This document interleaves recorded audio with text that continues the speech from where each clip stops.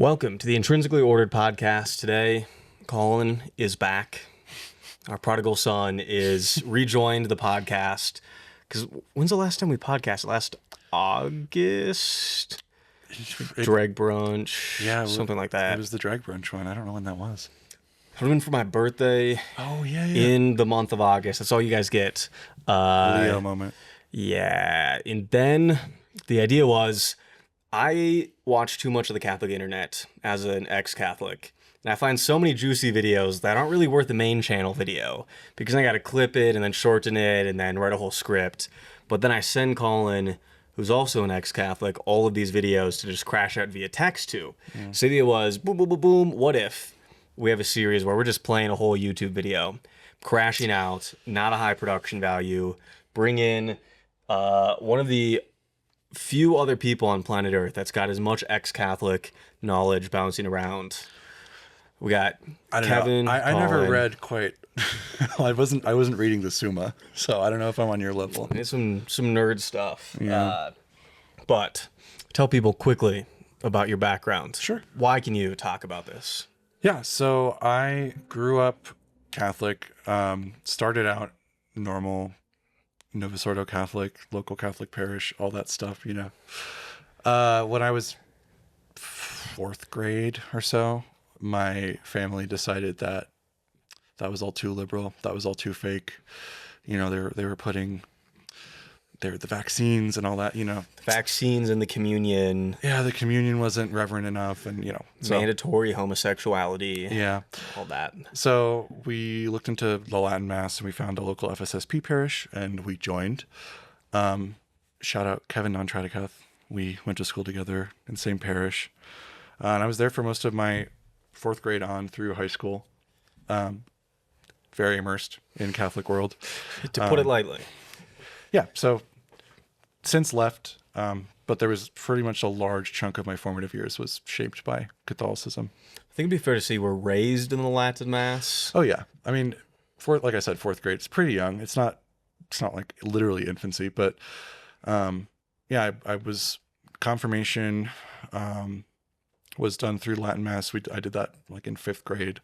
So I had like full catechesis in the Latin Mass. Was doing daily Latin Mass for, I don't know, 8 years or something.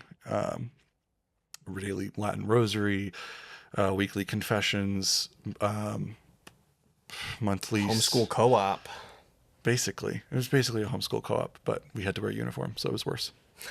So the worst of both worlds, both a uniform and also homeschool co-op.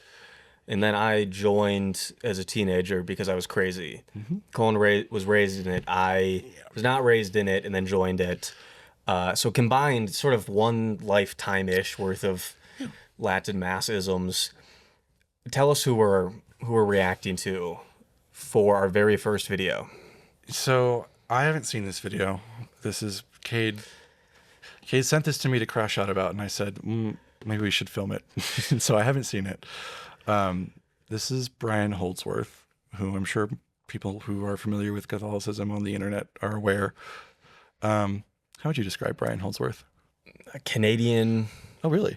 He's a convert. Yes. Which everyone in the Catholic content world are all converts to it, which I find slightly suspicious that there's nobody who was raised in like traditional Catholicism that is now the main like YouTuber on the topic. Not that you can't have an opinion if you've joined. It's slightly suspicious that like was Lila Rose a convert? I think so. Huh. Okay. I think Kevin and I, when I was filming with him, we were like, wait, are there any major traditional Catholic influencers who were raised in traditional Catholicism? Yeah. And we couldn't think of any. And then among the like Novus Ordo Catholic Inc. mainstream Catholic YouTuber circles, we could think of like one or two. But how would I describe Brian? Yeah. He started YouTube to promote his business because he was a videographer and was filming for other people. And then was like, what if I did this? And then it's sort of growing. And now he puts out a lot of content. Every time I check YouTube, I'm like, there's no way I can catch up on all of the Brian Holdsworth stuff. And he, what would I say about his arguments? We'll put it this way. He does a lot of sort of like 10 to 15 minute videos that don't seem long enough to like go in depth and really prove a point, but also not short enough to sort of excuse some of the shortcomings of some of the arguments. And let's see, Kevin, you and I do send a lot of videos back and forth, specifically from Brian, and we'll get to see why that is. I'll try to be very charitable. Yeah, if you have very Catholic ears, I have many other videos between this channel and my main channel that is much more approachable. Colin and I might fail to sufficiently couch all of our criticisms in a dependent clause. Yeah. How would I describe Brian? I feel like it's always a lot of insider baseball with Brian Holdsworth. I don't think he's really talking to non-Catholics. Most of his videos sort of assume a level of investment in Catholicism and internal Catholic dispute that I think doesn't really translate to an outside audience. So maybe this will be a good opportunity to sort of explain what the hell is going on. And then every handful of videos I watch, and then I'm like, I don't even know what's happening here. Like this argument is so non sequitur and doesn't even seem to relate to the topic. And then a lot of the other videos, then they're a little bit better. So this one is called I'm Not Smart Enough to Be a Protestant, because it's not Catholic apologetics unless you're talking about the Protestants. Yeah, I feel like 90% of Catholic apologetics is just about Protestantism, from what I can tell. Well, I think it's so much easier to do apologetics when you can sort of just like assume the Bible and then just go, well, it's got to be one of the denominations, cross the other ones off of the list, and remain with Catholicism, versus having to actually prove Catholicism. Because you got to prove a higher power, and then you got to prove this particular type of higher power, and then you got to debate what do we even define as a religion, and then disprove all of the other ones. And then you're still at like, well, then how do we prove the resurrection, and then the Bible, and then all these other things. And then finally you might be at the point where you could maybe prove Catholicism. So it seems a lot of Catholics a lot of people who become Catholic were already Christian to begin with. So you'd see that reflected, but also or at the very least, like there's some like Muslim converts, I feel like, to Catholicism, but it's all sort of starting from the point of view of like there's one God. Yeah. He's the sort of multi-omni God, he's got the omnipotence, he's got the omnipresence, he's got the omniscience, the omnibenevolence. And from there's sort of a general agreement about the Bible and its stories, maybe not like the literal Bible, and if you're a Muslim, but like the idea that, Abraham and Moses and Adam and Eve and, sin and redemption and all of that's all sort of central to your understanding of religion and spirituality. And so there's a sort of shared language and understanding that I think allows, like you said, to skip a lot of those initial steps. Yeah. So we'll play, I don't think we'll get through all of the video. From what I remember having already watched this all the way through, is that you get halfway through and then the second half is just the first half, just a few words switch. So we'll pause throughout. Either Colin and I'll slap that pause bar as we see interesting thoughts. Let's pump this to 1.5 times speed. Otherwise we're going to be here for all of eternity. Yeah. And our second episode that we're recording right after this one is also Brian. So this series, we didn't even go through the name. Colin, tell people the name of this series. This name we settled on was the Apostates Imprimatur, because we're both apostates, both self-avowed and I guess definitionally. And not that we're giving an imprimatur to Brian Holdsworth per se, but maybe just to try to unpack some of his ideas a little bit. We'll review to see if there might be an error or two in some of these. Yeah, we'll see if we can give him the Nicholobstat. Yeah, I doubt it, but it'll be episode like 250 where we finally see a video and we're like, nothing wrong. Yeah, we're good. So with that, we shall start the joys of Brian Holdsworth.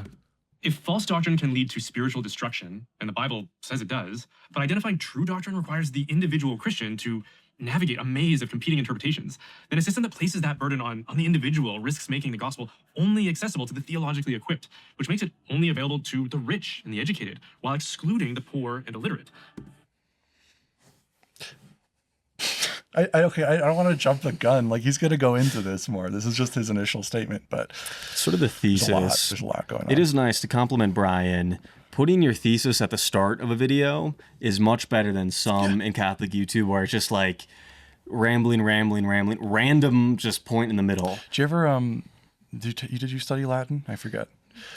Classical Latin. I knew how to pronounce it, but like a good Catholic. Well, technically, ecclesiastical Latin and classical Latin are different pronunciations. you But just do an Italian accent, and that's what all the trads online Yep. do. They're just like, no, you have to say it like this, and they just do an Italian accent to ecclesial Latin. And you're like, that is unfortunately not how Latin sounded at all, let alone enough to sort of critique each other's pronunciation of Latin words that isn't even correct to begin with. I bring up Latin because in classical Latin, the better Latin you have, the longer you went without saying the verb. So you would just preface all this sorts of dependent clauses and nouns and all this stuff, and you wouldn't know what they were trying to say until the last word of the sentence, because that would be the verb. So that's what it made me think of. It is in a way very, very, very trad to want to do that. Well, all the Catholic writing, and it is still my, I think my biggest challenge in communicating effectively to the outside world is too many dependent clauses, and just the sentences just keep on going and going and going and going. When most people in English class learn to sort of, you got shorter sentences, communicate clearly. In church writings, it just seems like you just keep adding things on and never really fully, comma, or the periods are just like a really awkward comma rather than like the end of a thought. All that to say, good job, Brian Holdsworth, for giving your thesis right away. Let's go. Which directly contradicts the Bible. When I first decided that I wanted to be a Christian and follow Jesus, I hit an immediate obstacle in that I didn't know how to be a Christian. I wasn't raised that way. I had some intuitions and an impression, but I knew enough about myself to know that that wasn't good enough. What good would it be to call myself Christian if I got Christianity wrong in the process? I feel like we'll stop there because as we talked about, a lot of the sort of I become Catholic stories start with a like American understanding around the origins of Christianity is just granted.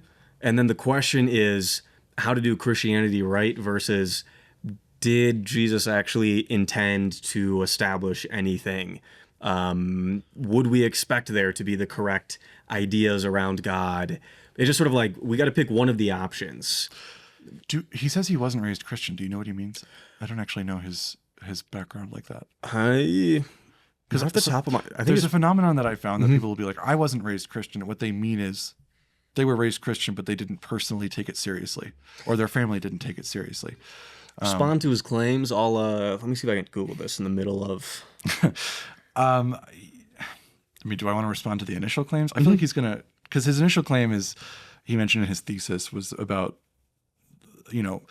leaving the Bible up to an individual interpretation causes problems because people can interpret it differently, and then that leads to disagreements and a lack of clarity on what it might mean to be Christian in general. And he's saying that now too about, when he was starting his own journey with Christianity, he didn't necessarily know what to do, and so he would read the Bible and try to figure it out.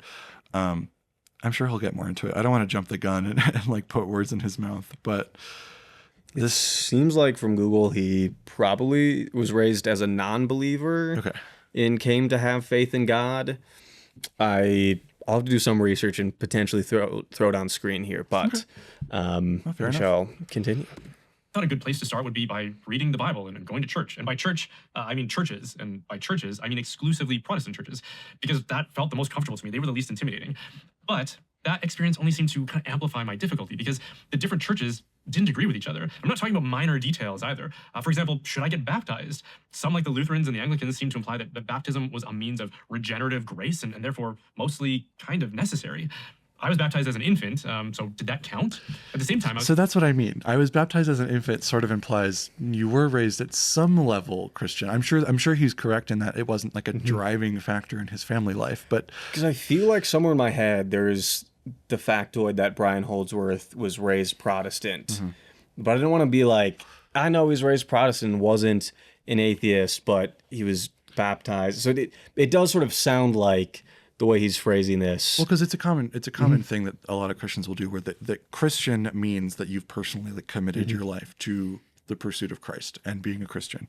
And so until you've done that of your own volition, you're not really a Christian. Which I'm sure he might now disagree given the Catholic theology around baptism and how that works on your soul. But it seems like that's what he means here, is more just his personal commitment to Christianity as a driving force in his life. It was not something he had from birth.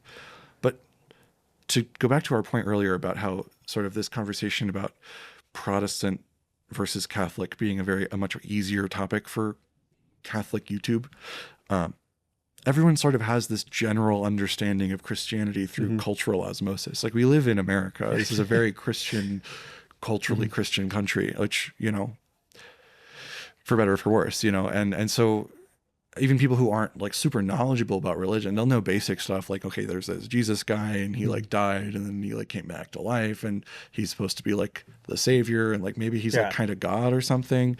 So you have these like basic ideas about Christianity, at least. But for him, you know, I'm sure he didn't know like a super large amount. Like he said, he was trying to figure it out on his own, but he has this understanding of religion being a sort of generally Protestant Christian default. And so when he's doing religion and getting more into religion, that's the religion he gets more into. So it's interesting that his framing of it as I wasn't Christian is sort of like asterisk. You know? Yeah. There's probably more to dig into. And I think a lot of times in how Catholic converts will pitch themselves online is they want the most dramatic possible before and after. Not that I'm saying that I know all the details off the top of my head about Brian, but oftentimes it's like, oh, I was a rabid atheist, and it turns out they're sort of raised in a largely Christian household, and then they went off to college and became a non-believer, and then they sort of start the story there versus like, oh yeah, sort of my family did always want me to be Christian to begin with, is slightly less of a cool story than I was a heathen doing crack behind a dumpster and then Jesus saved me. To be clear, I don't think it's necessarily like a nefarious framing device. I think most people have a narrative about their own lives that it makes sense to them and has changed over the years. And I think that's a compelling narrative, even for people, you know, if it wasn't something important to you and then later in life it is something important to you, there is that tendency to make that transition a central part of your life story. And understand that some churches, like the Baptists and the Pentecostals, would reject my infant baptism as invalid because I didn't choose it myself. They also taught that baptisms didn't cause anything. Instead, it was just an outward sign of a faith that already existed, which I couldn't have as an infant, so I better redo it as an adult. But it also wasn't necessary to my salvation, so it didn't matter if I was rebaptized. So it was necessary that it be performed exactly right, but it doesn't actually do anything. So already on the most fundamental questions of how I become initiated in the faith, I was running into incoherent instruction and found myself asking, how do I resolve these controversies? Again, I was coming to the church. To be clear, I don't know if he's accurate about Baptist theology there. I don't know enough about Baptists or Pentecostals, but I'm guessing that it isn't just sort of that blatantly contradictory. Most people don't. Most people actually think about their ideologies a little bit. So I'm guessing there's some more to it. But also Catholic sacramentology sort of relies on a very specific metaphysics and worldview where you sort of have this world of you got the form and the matter of the sacraments, and then you have the physical world, and you sort of have this non-physical reality to everything that's out there, substance and accidents, and then you have these sacraments do a particular thing versus other branches of Christianity aren't quite as... The worldview doesn't... It's not that they think that the Catholic worldview is wrong, but they could allow for it, but it's this idea of like, how does God communicate a grace on a non-physical level through these specific ways that then make an indelible mark on your soul? Sort of relies on so many presuppositions to be like, get a load of these guys over there. When your entire worldview is catered and built towards a very different thing than just the Baptists being like, not the Catholics. Yeah, he's sort of gesturing at the idea that like, which a lot of Catholics have, that like Protestants don't really think about their metaphysics. They just sort of just read the Bible and go on vibes, and that's it. And that's why Catholicism's better, because we have a whole system of thought about everything.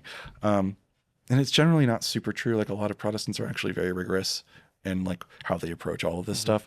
That's why I just wanted to make a clarification that I'm not like endorsing his representation of Baptist or Pentecostal theology, because usually it is a little more complicated than that. And I would say that Catholics, you know, they have their system that makes sense, and it's very particular, like you said. It's very specific and relies on a lot of suppositions about reality that are hard to prove. But I don't know that it's like better or sort of radically different in complexity from like a Protestant vision of the world. So that's all I wanted to say. And I think his original confusion is a very real point to bring up, where there's a lot of different religions that are out there. Even within Christianity, each denomination is such a different phenomenon. Even, as we'll sort of get into later, the Catholic world is even drastically split over the ages and to the current day. There's a great book. What's the name of the book? Of like how we make God real. Oh yeah. And they're going through and essentially they're interviewing people of different Christian denominations, and then they're doing an analysis of what words frequently come up, which gives you an idea of like where's the emphasis, where's the worldview, where's the like essence of this thing. Even though it's Christianity, the words and worldview and what Christianity is so drastically different.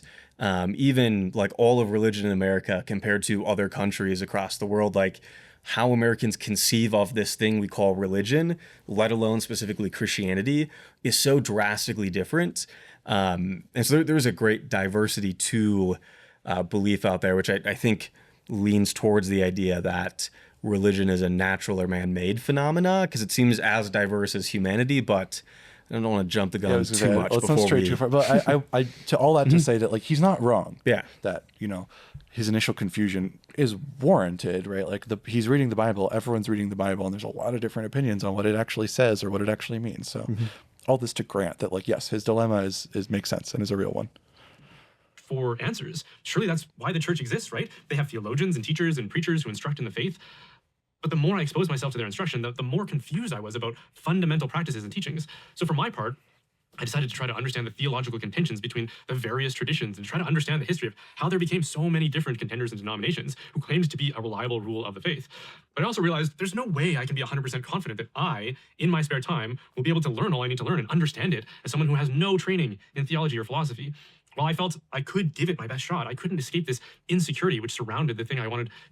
I wanted security in the most, because surely our salvation, or even just our inclusion in Christ's church, his covenant, it can't depend on our potential to be transformed into scrutinizing theological sleuths who can distinguish between right and false doctrine without any prior exposure to it. Because...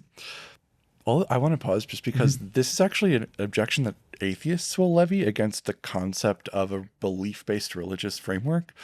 Because basically, no matter what form of Christianity you have, belief in its tenets is fundamental to its idea of like proper religion and proper, salvation for a lot of them. Like, yeah, there are universalists who believe that it doesn't really matter what you believe as long as you are a child of God, then you'll be saved and everyone's a child of God. But I would say the majority of Christians, both now and throughout history, have predicated salvation or eternal happiness or even, temporal happiness on some level of acceptance of a belief system or a set of tenets that they have. The multiple choice test in life about God correct before you're able to rightly have a relationship with a deity or to be allowed into heaven, that you could theoretically engage in what we call religion. But if you get the wrong answer on the multiple choice belief question, it's sort of worthless in a certain sense. It's the Catholics, they have the concept of heresy. I mean, some Protestants will use that word, but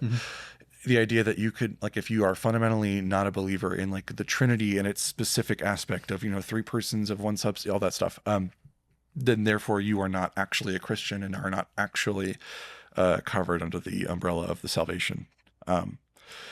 Asterisk. I know there's always exceptions, but this idea that he's saying that you can't possibly be required to become like a theologian in order to be saved or be Christian or to be actually a part of the church is a good observation. I agree. Like, if there's an all-loving God who wants everyone to be saved and to be a part of his, family and his community, it does seem odd that he would require you to get multiple degrees in ancient languages and like parse through a bunch of different contradictory texts and figure out the metaphysics that all that stuff. And in practice, most Christians don't do that. I would say a very small minority of them actually, go to get theology degrees from like rigorous universities and stuff. Even the number of Catholics who put out all of the posts about getting rid of heretics and the rise of heresy, and then you talk to them, and then halfway through you're like, well, that's technically a heresy that you just said that's a heresy. As they're like, get rid of heresy, Christ is Lord, and then they're talking like that's There was a heresy. moment that happened on shout out to Chris Damian, your ex-Catholic compatriot in the content creation space. One of his posts was about just something about being a gay Catholic and what that meant for him and his experience. And like, to be clear, even from a Orthodox understanding of Catholicism, like you can have a gay experience and be Catholic, and it's fine. So he mentioned that, and in his comments there were several like trad Catholics that were like, oh, you're not a real Catholic. To which he's like, well, technically that's a heresy because I've been baptized, and according to Catholic theology, that means I am a Catholic, and my soul has an indelible mark, and I have been eternally claimed as one of God's people. And so it is interesting how within these people who are very concerned about maintaining the boundaries of proper belief, that there is often a willingness to fudge that belief on certain things and not others. Well, I saw from one of the trad Caths on Instagram put out a post about how maybe the reason that we don't have our bodies in heaven is because they're always trying to tempt us for the world or something along those lines. And you're like, it's like, whoa. This is the heresy of all anthropological heresies that is out there. I believe in the resurrection of the body. Like, what happened to the whole creed? idea is that like you get the new heaven and new earth, and that when you're resurrected and Christ comes back, then you're going to be matched again to your body, and you're going to be a full body soul composite. And so just sort of watching this like based like funk music in the background with some Gregorian chant and like Crusader type stuff, just going directly into heresy. It's like we're so far off base. Also. Yeah, it is very everything. All of the created matter is bad, and then our only way to relationship with God is spiritual. But to your point on it's a very interesting view of religion that not only does God exist and he wants a relationship with you, but you got to get these like technical philosophical woo concepts correct. It's like if God's a father and then he sort of just disappears from a kid's life, but occasionally writes letters, because this idea you can still have a relationship with the father even though he's not physically here. So maybe this sort of analogy, the father's sending letters to the kid and then comes back and is like, I'm going to give you $1 million, but here's a multiple choice trivia question about dad trivia. And it's like, Dad, you weren't here. Like, maybe you communicated through a letter. And it's just such a weird view of an all-powerful God that you got to like know the right secret theological esoteric things. Like the Trinity doesn't actually affect how you worship or pray in any meaningful way. It's just a cool way to split hairs, but There's also, we've been pausing so much, I'm sorry, but this idea that like you have to be super knowledgeable about it. He's right that like there's so many different types of Christianity, and how do I parse between them? And that seems to require a level of intellectual investment that is odd. But historically, like when you look at like Catholic missionaries in like Japan, they would go to a town and they would be like, I baptize you. Here's how to say the Our Father. Goodbye. That's it. That's all I'm telling you about religion. And as a result, you get like really weird forms of Christianity in lots of different parts of the world. But this idea that you need to be super specifically accurate about a bunch of theological points is historically not how most Christians actually engage with religion. Even now, if you ask, the joke that all these trad Catholics will say is that when you go to a Catholic parish and you ask them about transubstantiation, you're not going to get 100% agreement with it. Yeah. So he's right that it seems odd that it's required, that this intellectual investment is required to find out the right way to do it. And also by that metric, if that's true, 90% of Christians throughout all of time and present moment are not Christian, have not done that work, and are not qualified. He's going to go on to offer a different solution, which I'm sure is the Catholic Church. But like I mentioned, those Catholic missionaries, they weren't telling anyone about the Trinity in Japan. So even as we'll see, like this is going to be a theme later on, but Catholicism as a belief is not going to solve these problems that he thinks it will. And it's such an interesting thing to need to know the right thing, but have no reliable means of investigating. Because someone's going to comment down below, but well, what if I just don't do science and people, like, you got to have the right opinion about evolution or whatever. And the answer is like, with the scientific method, we're actually sort of progressing, and we can test, and you can do the same experiment across the world. And as the past few hundred years. It's just like the questions that we're asking now are very different than 500 years ago, whereas Christianity is still trying to debate the Trinity for 1700 years at least, and it's still the same questions like over and over again, which I think, like I'd put in my main channel video talking about this Trinity debate that I'd gone to, I find it ridiculous in a sense that people are so set on having the right theology, but yet we've been trying to ask the same exact questions for the entire religion, which might be a clue that there's not exactly a right answer in the same way that you can be scientifically correct or historically correct. But yeah, we'll continue here with Brian.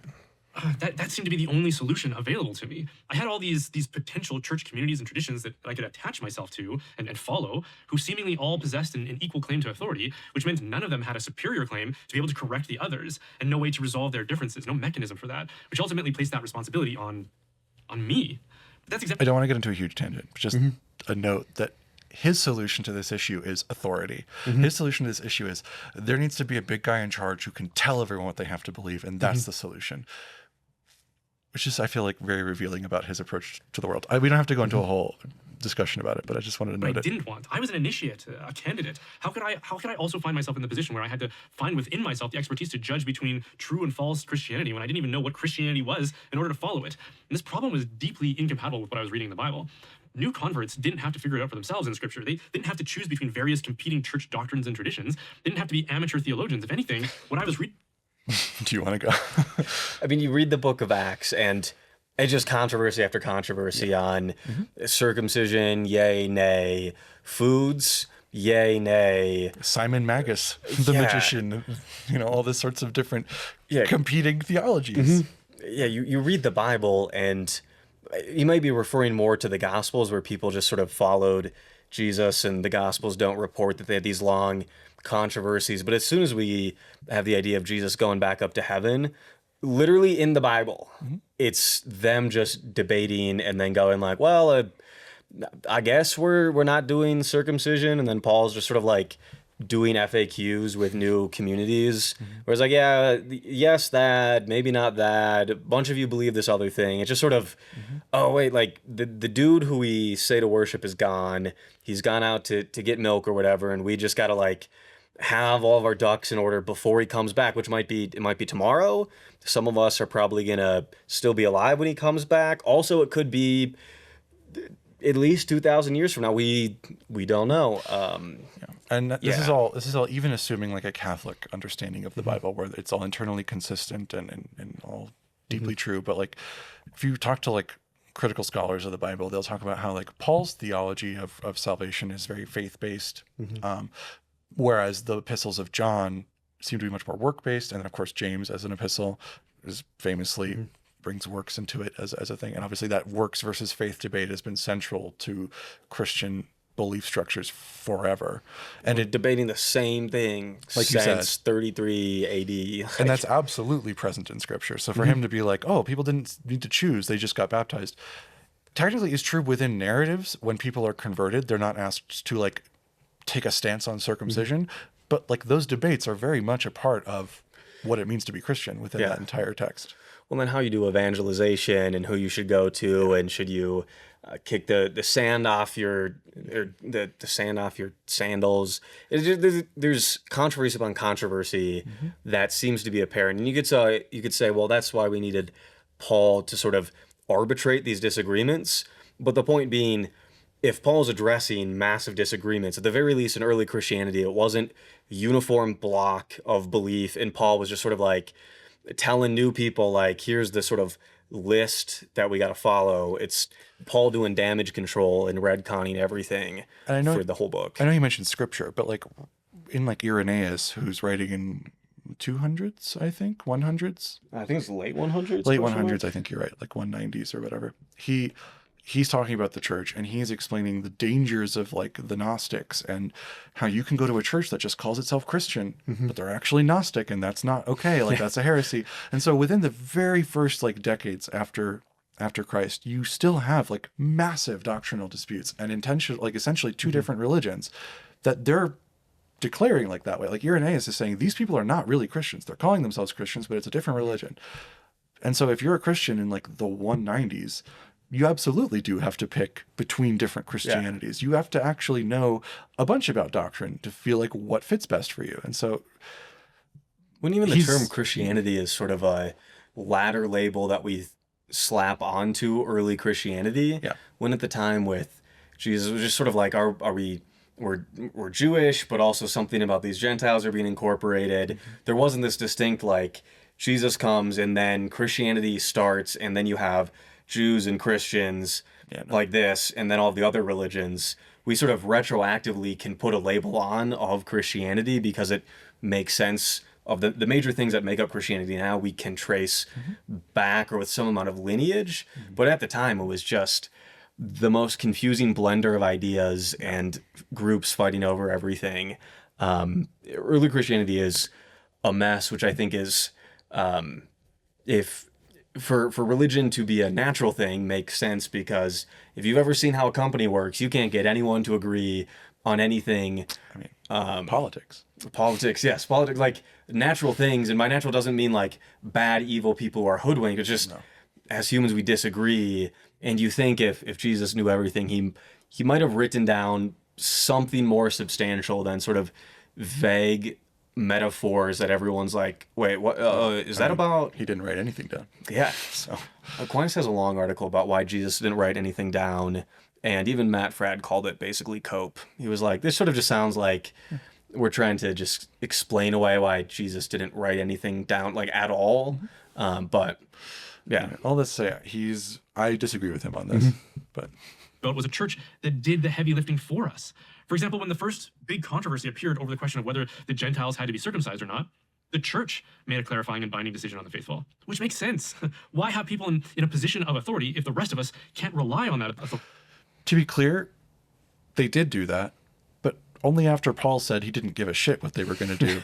Excuse my language or whatever, but he was already going to baptize the Gentiles. That's what he believed was his personal God-given mission through personal revelation, which is actually a very Protestant way of approaching Christianity.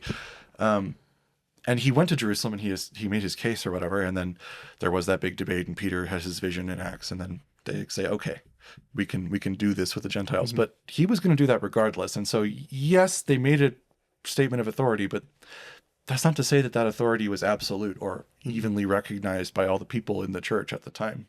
And it never has been since. When the winners tend to write history in the sense that Paul is sort of the progenitor and the main strand of Christianity from the early days of what we consider Christianity now. It might seem to someone who hasn't gone deep into early the origins of Christianity that, like, well, it's sort of Paul wrote the Bible is sort of Christianity, and then you realize, like, oh wait, it's just that sort of Paul's cohort took over Christianity and survived long enough to have documents. That there were people who, not that Paul had this like elaborate Shark Tank like private equity sort of deal, but there was a lot of disagreement. It just so happens that people are only familiar with the winners because A, they survived, and B, propagated those beliefs. Well, it's a testament to popularity, right? Like Paul's message was the most enduring because it was the most, widely received and retransmitted. People, it resonated with them, and so they passed it around. There were other documents that they were reading that didn't say the same thing, and there were other types of Christianity, but they didn't survive. Some of them we'll never know about because they didn't write anything, or if they did, it's lost to time. But in these, especially in the early church, there was a lot of different visions, and Paul's was just the one that is the most popular, clearly, because it's the one that we find survived the longest, had the biggest spread, and that's all we can really glean from it, is that it was the most popular. It doesn't necessarily mean that he had like authority over everyone else's beliefs. It just means that people liked what he had to say, In a similar vein to secular political leaders, a lot of times you can trace a country's evolution on politics by this politician came into power, they got a lot of people to believe this thing, and then this other person sort of took over the ideological current, and then a lot of people believed that, and then someone offered a new thing. And so you can trace political systems through these major thinkers that influence it. And it doesn't mean that Paul was 100% wrong, but but also it's hard to claim that he was 100% right when he didn't have 100% agreement. We don't actually know what Christ said on most things. It just so happens that he had the most functionally true thing at spreading, not that it's the most accurate thing to what actually happened. Yeah. So again, his posture about the way to resolve the fact that we can't seem to test the truth of different Christian claims, the sense that, like, is it faith? Is it works? I don't know. How do we test? There isn't really a way to test the truth of it.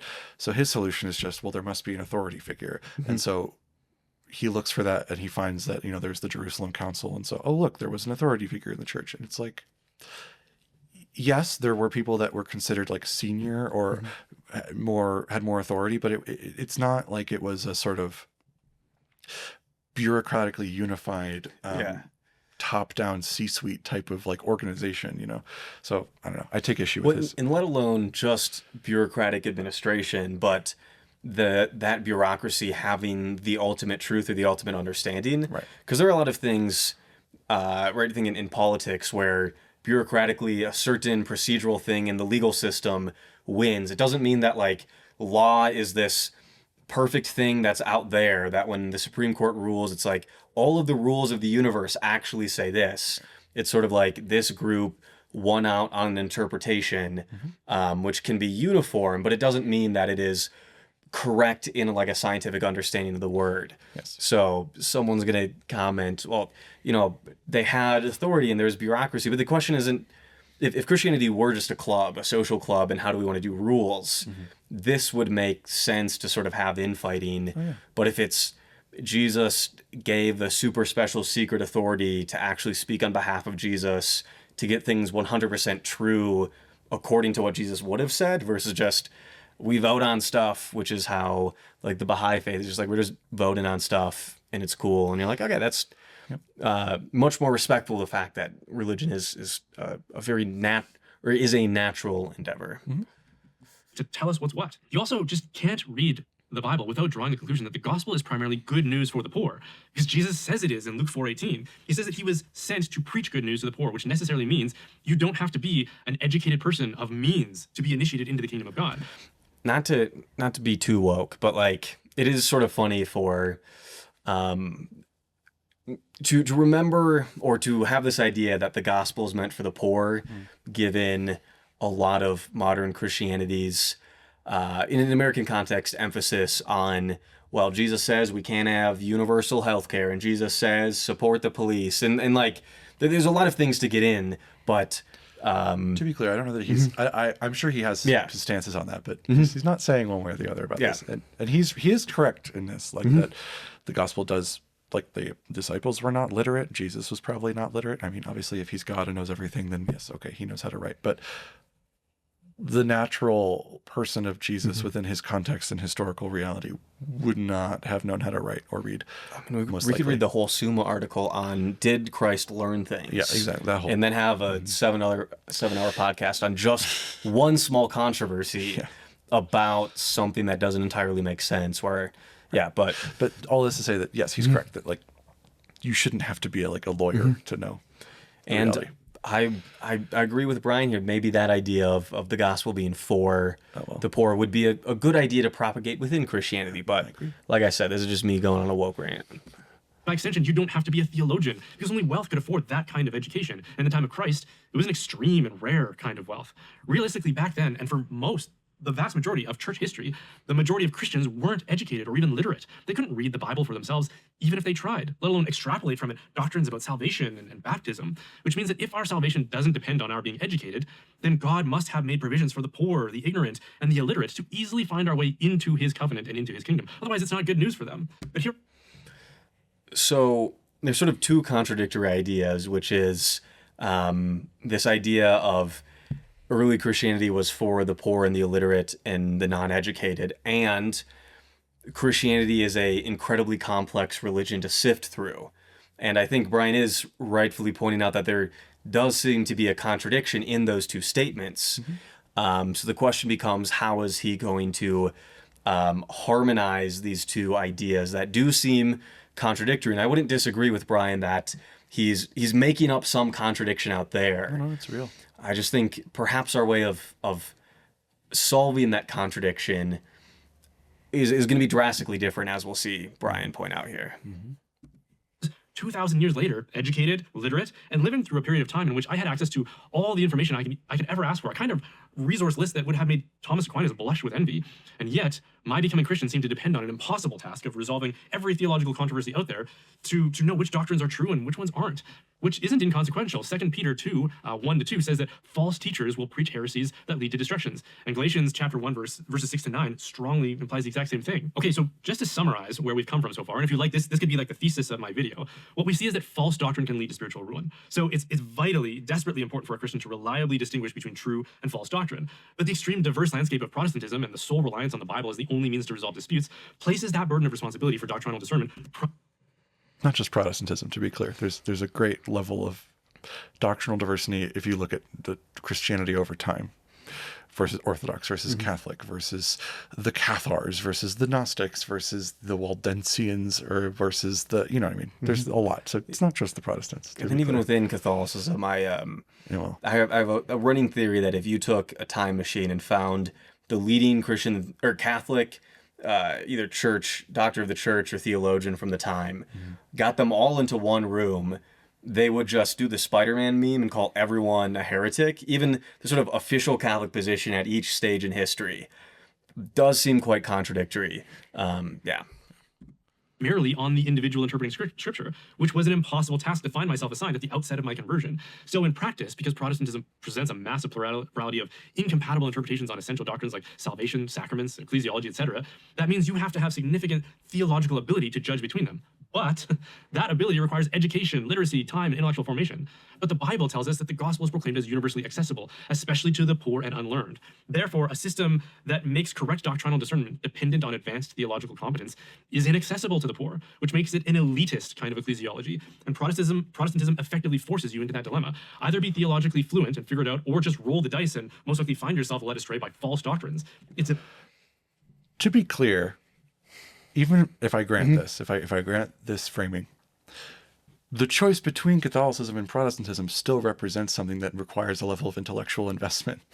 So I'm jumping the gun, but I'm assuming he's going to posit the solution as the Catholic Church with its authority structure as the way to resolve disputes. But knowing how to pick Catholicism over Protestantism is in itself something that requires a level of theological education that is sort of contradictory to the idea that the poor and uneducated should be able to grasp the gospel.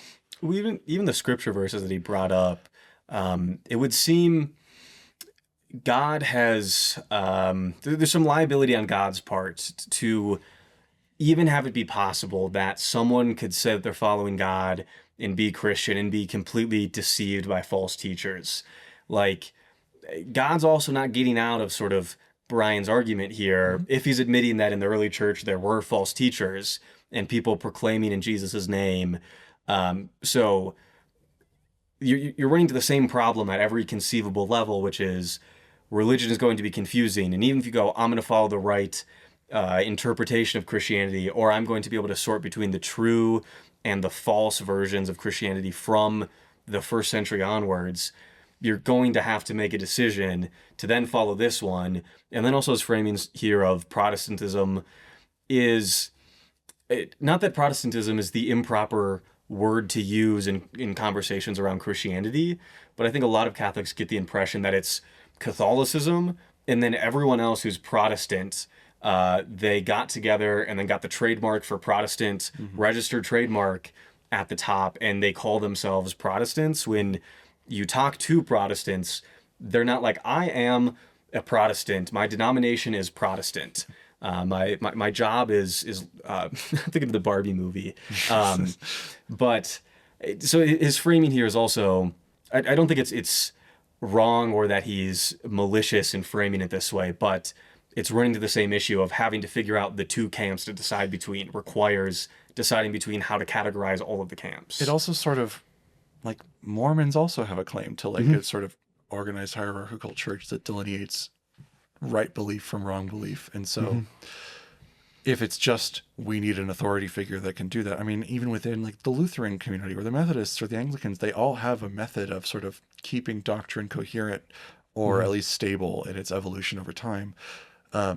So it's not really any different to say that Catholicism has an authority structure that can prohibit, difficulties in interpretation, when you still have to choose between all these different versions, and all of them have some method for, I mean, most of them do. I guess certain types of Protestantism are radically individual in their belief. But like, I mean, even the evangelicals, they have a list of like the fundamental evangelical principles that you have to believe in to be an evangelical. And so there are, constrictions on beliefs and what you can or can't believe within different traditions, and that is maintained through some amount of an authority structure.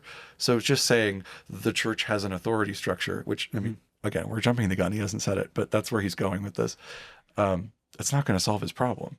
And also the idea that you got to decide between all of the religions that are out there to begin with, Right. which I do think requires a level of education and time commitment to sort through, to first get to Christianity.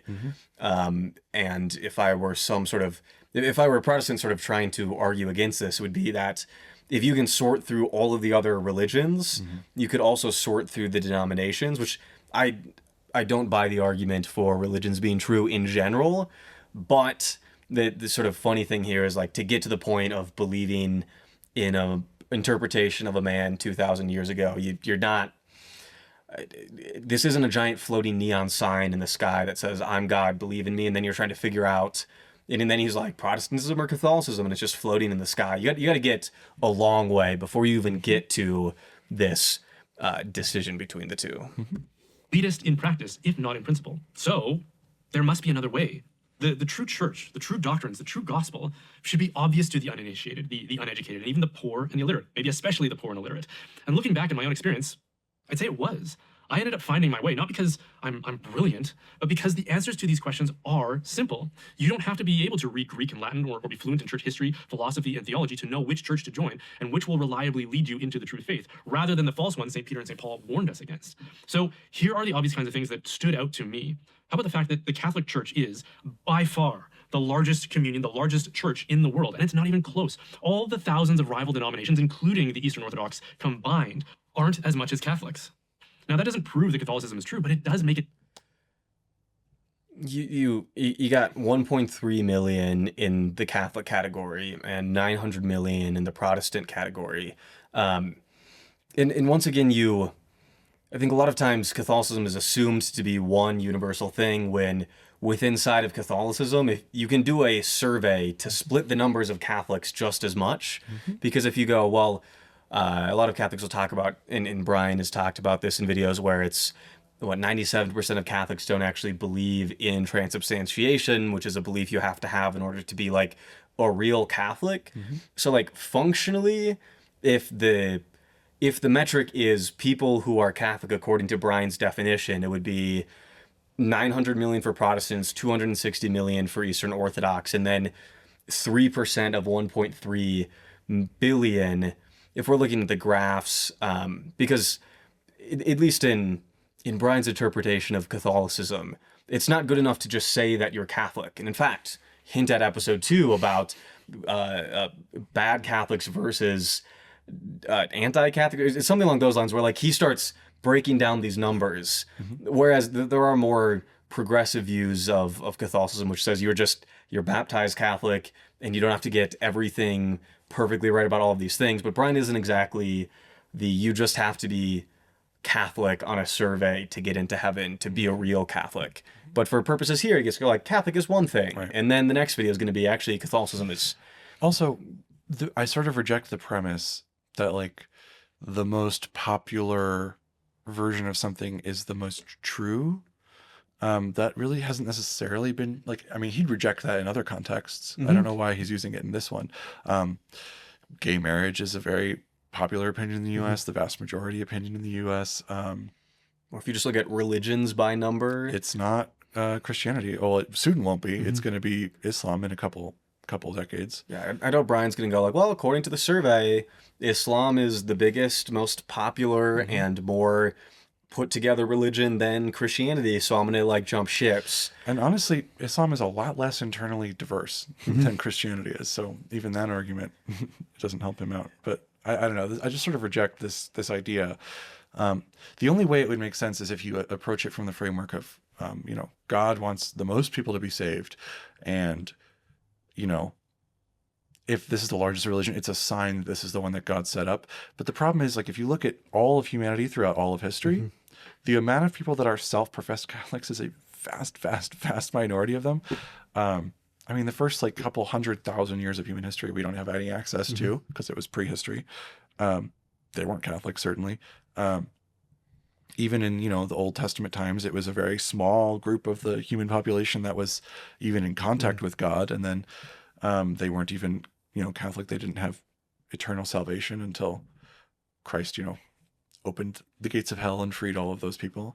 But, going forward from there, there was a small group of people that were Christians, and then that spread quickly, but it still spread, through human means. And so it took a long time. Not as fast as Islam at its inception. Like if you standardize the like start year and then measure based off of years since the start of a religion, there are groups that have grown faster. In a certain sense, Brian's argument follows if it's, well, there's got to be an authority structure, and I'm going to just go with the group and who has an authority structure. It's sort of like, well, it can't be these other things, so we just got to find something that lines up. But that's a very different claim than Catholicism is true. Is different than is a different statement than Catholicism has an authority structure that seems to resolve differences, so I don't have to think as like. In a certain sense, this follows, but I think the premises get set up in a way to get rid of every other option besides his as the intended outcome of the argument. Yeah. And I'm not saying that he's claiming because it's the most popular, therefore it's true. I know he's not. He's going to present a wide array of circumstantial evidence, but I just sort of reject this as a useful data point for him. Obvious contender for the true church, because Jesus' last commission to the apostles was to go and make disciples of all nations. In other words, this was a universal covenant to be spread throughout the world to all nations. No other church institution, tradition, or communion has that kind of reach, not even close. There's huge gaps everywhere, which isn't surprising. How could you possibly achieve such an impossible task unless God was guiding that effort and compensating for what human effort lacks? Not only is it the biggest, but it's the most unified by far. Within the lifetime of the first Protestant splits, they began to separate from one another, eventually breaking into thousands of different denominations who, as I said earlier, disagree about fundamental doctrines that are essential to salvation. To even the uneducated, it's obvious that error leads to confusion and division, where truth unites and unifies. Take like a simple riddle, for example, of this principle. See if you can answer it. So, I follow you all day, but I disappear in the dark. The answer is a shadow. Now, if you ask a large group of people to try to answer it. Was that a riddle? That was a riddle. Okay. Yeah, it's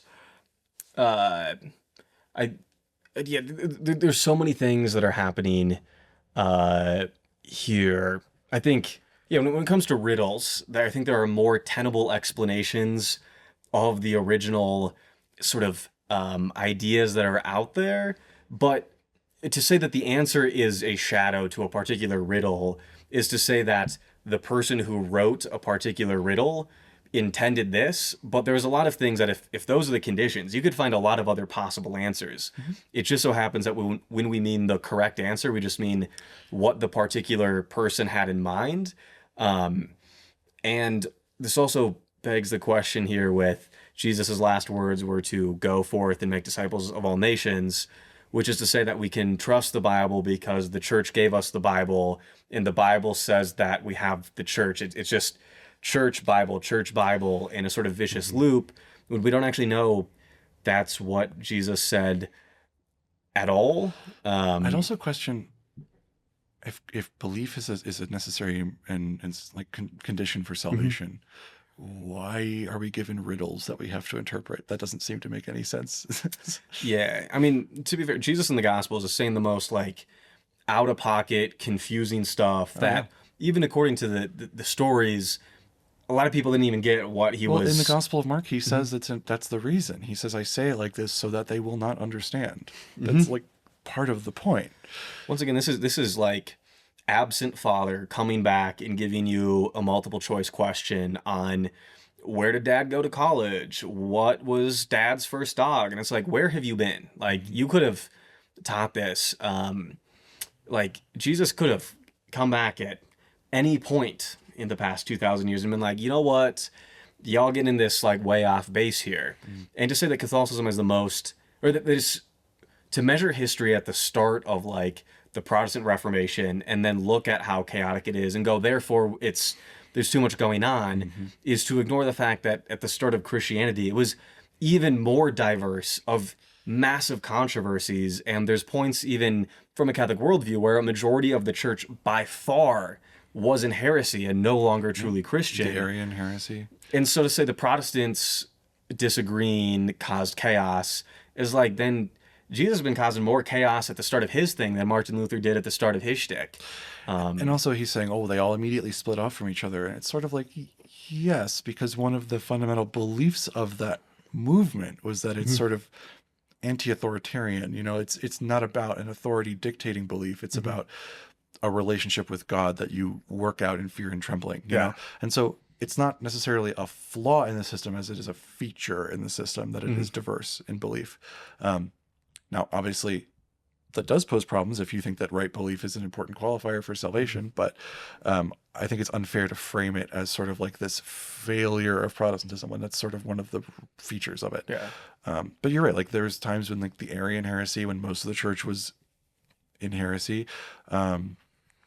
So I don't know. It also to say that like Catholics are more unified.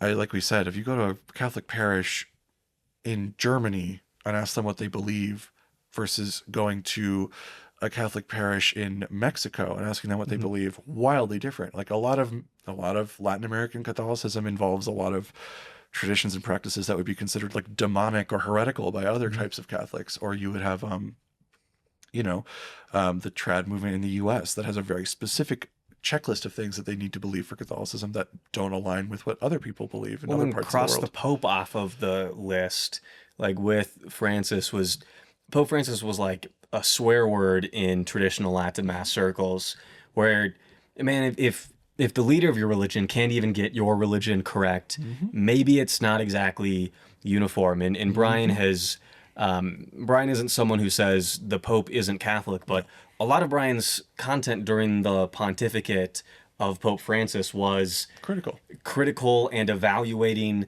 the leader of the religion according to what Brian thought was the correct interpretation and the right decision making, which on a general note, it does seem that a lot of Protestant to Catholic converts bring a lot of their Protestantism with them and then end up in trad circles and go like, our four-letter Ecclesiae Dei community is the only true interpretation. Like you went so far away from Protestantism that you in fact just reinvented Protestantism, and then you get to evaluate if the Pope's Catholic or not. And Brian had a video evaluating one of the papal encyclicals where he's like, so this is, the Pope gets a few points here because this is the right thing about Catholicism. Actually, the Pope was a little off base here. He should have like beefed up this idea about it. Like, right, like, not.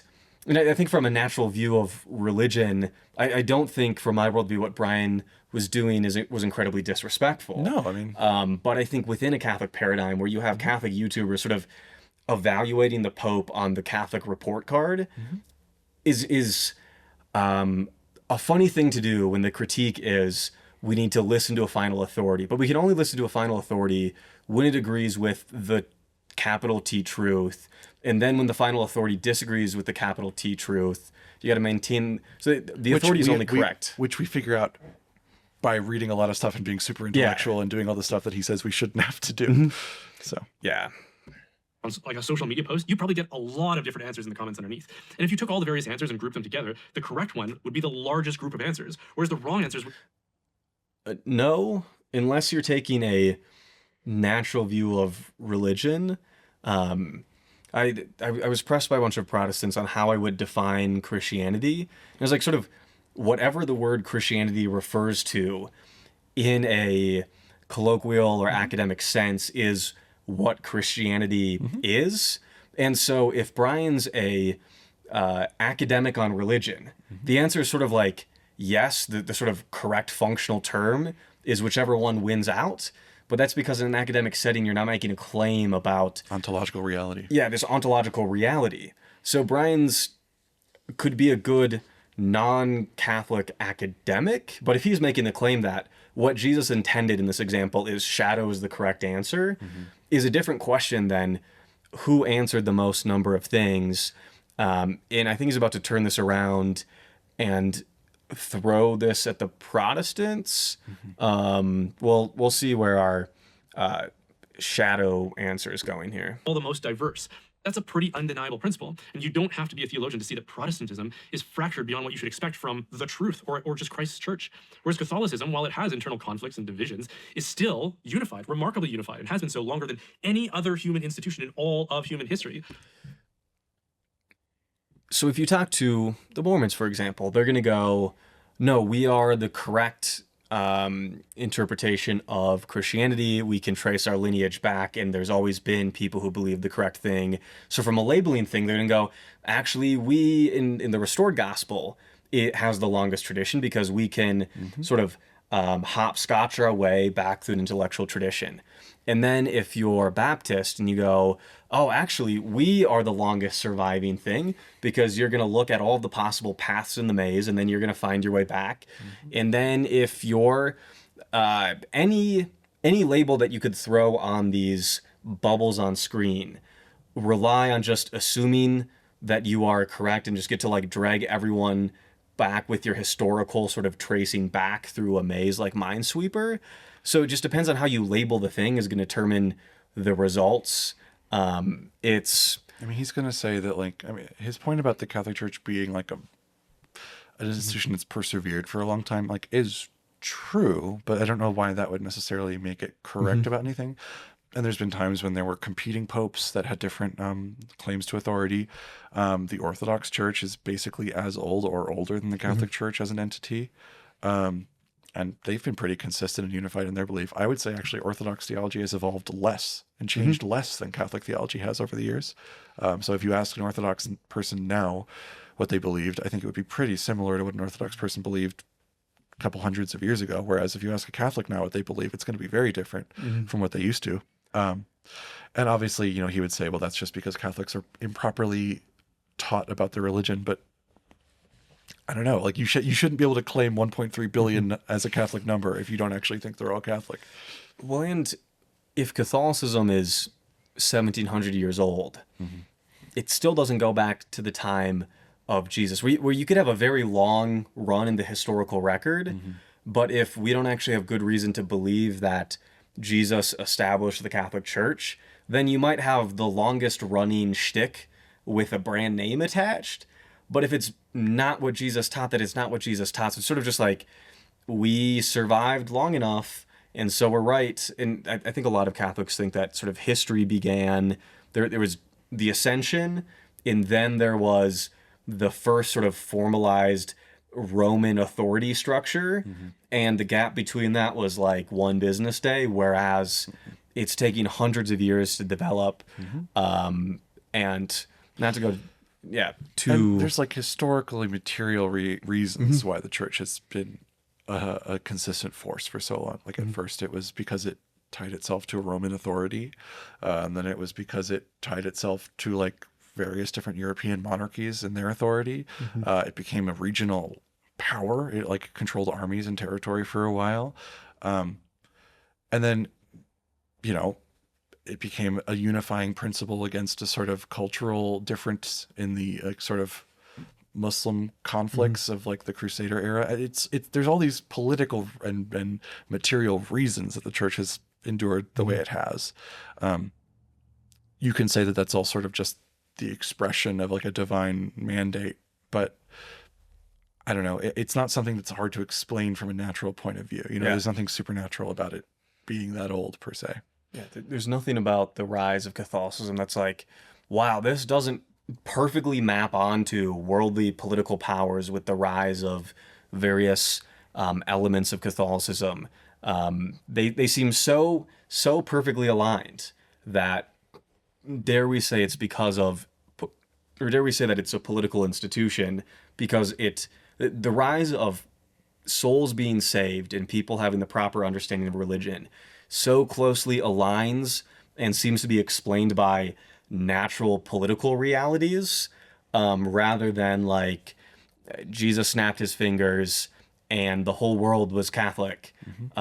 Doesn't, yeah, we're going deep into the weeds here. So you guys are getting the longest breakdown on planet Earth. Sorry. This is like the perfect crash course. Strongly suggests that it's not merely a human institution. And if you read scripture, this seems to matter a lot to God as well. Not just because it's a general good, but because it would be a sign of the legitimacy of Christ's ministry and his divinity.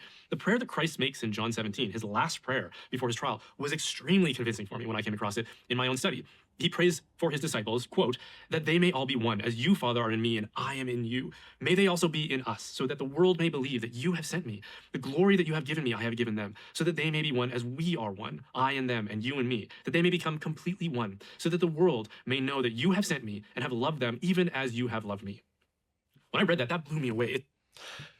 If that's the standard, then Catholics have not met the standard. So I don't see why Catholicism gets to claim that. Yeah. I mean, the amount of times Catholics have like fought and killed each other over the years, the amount of times that the Pope has like picked one or more Catholics to favor and put them against each other, the amount of different interdisciplinary Catholic, fighting between like trads and liberation theology or various different types of Catholicism. That conflict has been there from day one. It hasn't gone away. It hasn't really gone down. You might say it's like, yes, but they still adhere to like the authority of the Pope, and like, sure, but that's not what you just read. That's not what the quote said. The quote didn't say, and they all agree that the Pope is in charge. It's that they all are one. Yeah. And Protestants have their own answer to this, that there's sort of like a metaphysical church that includes all of Christians. And that, yes, we disagree about doctrine, but that we all have sort of like a participation in Christ's saving grace, So I don't see why this should be an indication that Catholicism is uniquely true. When you can't use the idea that we have the majority and an historical tradition, when that necessarily entails believing that there was times in church history when the correct position was the minority one that almost got wiped out in the Arian crisis. Like if it's just Christ said he wants us to be one and united, if you're going to apply it now as a proof for why you're correct now, and then you zoom back the historical record, and you're actually a fraction of the overall thing, and then you go, no, but like it's okay because we were right, and then like eventually we sort of had the majority, then also just means that the Protestants or the Mormons or any other interpretation can go, yeah, that's just what's happening now. It's a sort of like present time bias in measuring anything related to the church. Which he's talking about is it must be divine versus, well, it just seems that whoever wins gets to say that they are the proper inheritor of this thing. Like what we're doing as an American, or as a country, are we what the founding fathers intended? The answer is like, they probably didn't outline things as we see them now, but because we're what we now call America, we get to say like we are the proper inheritors of the American tradition when we don't actually know that at all. In the same way that whoever controls Catholicism gets to use the Catholic label. It's like, cool, we just assumed the premise into the conclusion, which is we get to brand the thing, and we are branding the thing now, is a very interesting thing. So clear in Christ's mind that this unity he's praying for is one of the obvious kinds of signs that simple people like myself will notice and be drawn to and recognize in his church, no matter how you describe it, how imperfect it may be. On the question of unity, the Catholic Church far surpasses all other contenders, hands down. And the reason is, aside from the supernatural helps from God, is that it's an ordered society. It's hierarchical all the way through. When there's a dispute and everyone's holding their ground, there's one recognized authority, one person who can resolve the dispute. Without that, heretics will always claim that highest authority for themselves and refuse to relinquish it, which is why other denominations have to split when they're stuck in a stalemate. Okay, so the next thing that stood out to me was authority. To be clear, like Protestants split from Catholicism, so that's still a split within Catholicism that happened. Like, yes, you can say that there's people who accept the Pope or who don't accept the Pope, but like, I don't know, the Orthodox people didn't accept the authority of the Pope. Are they Protestant to you? Like, is that how you're framing it?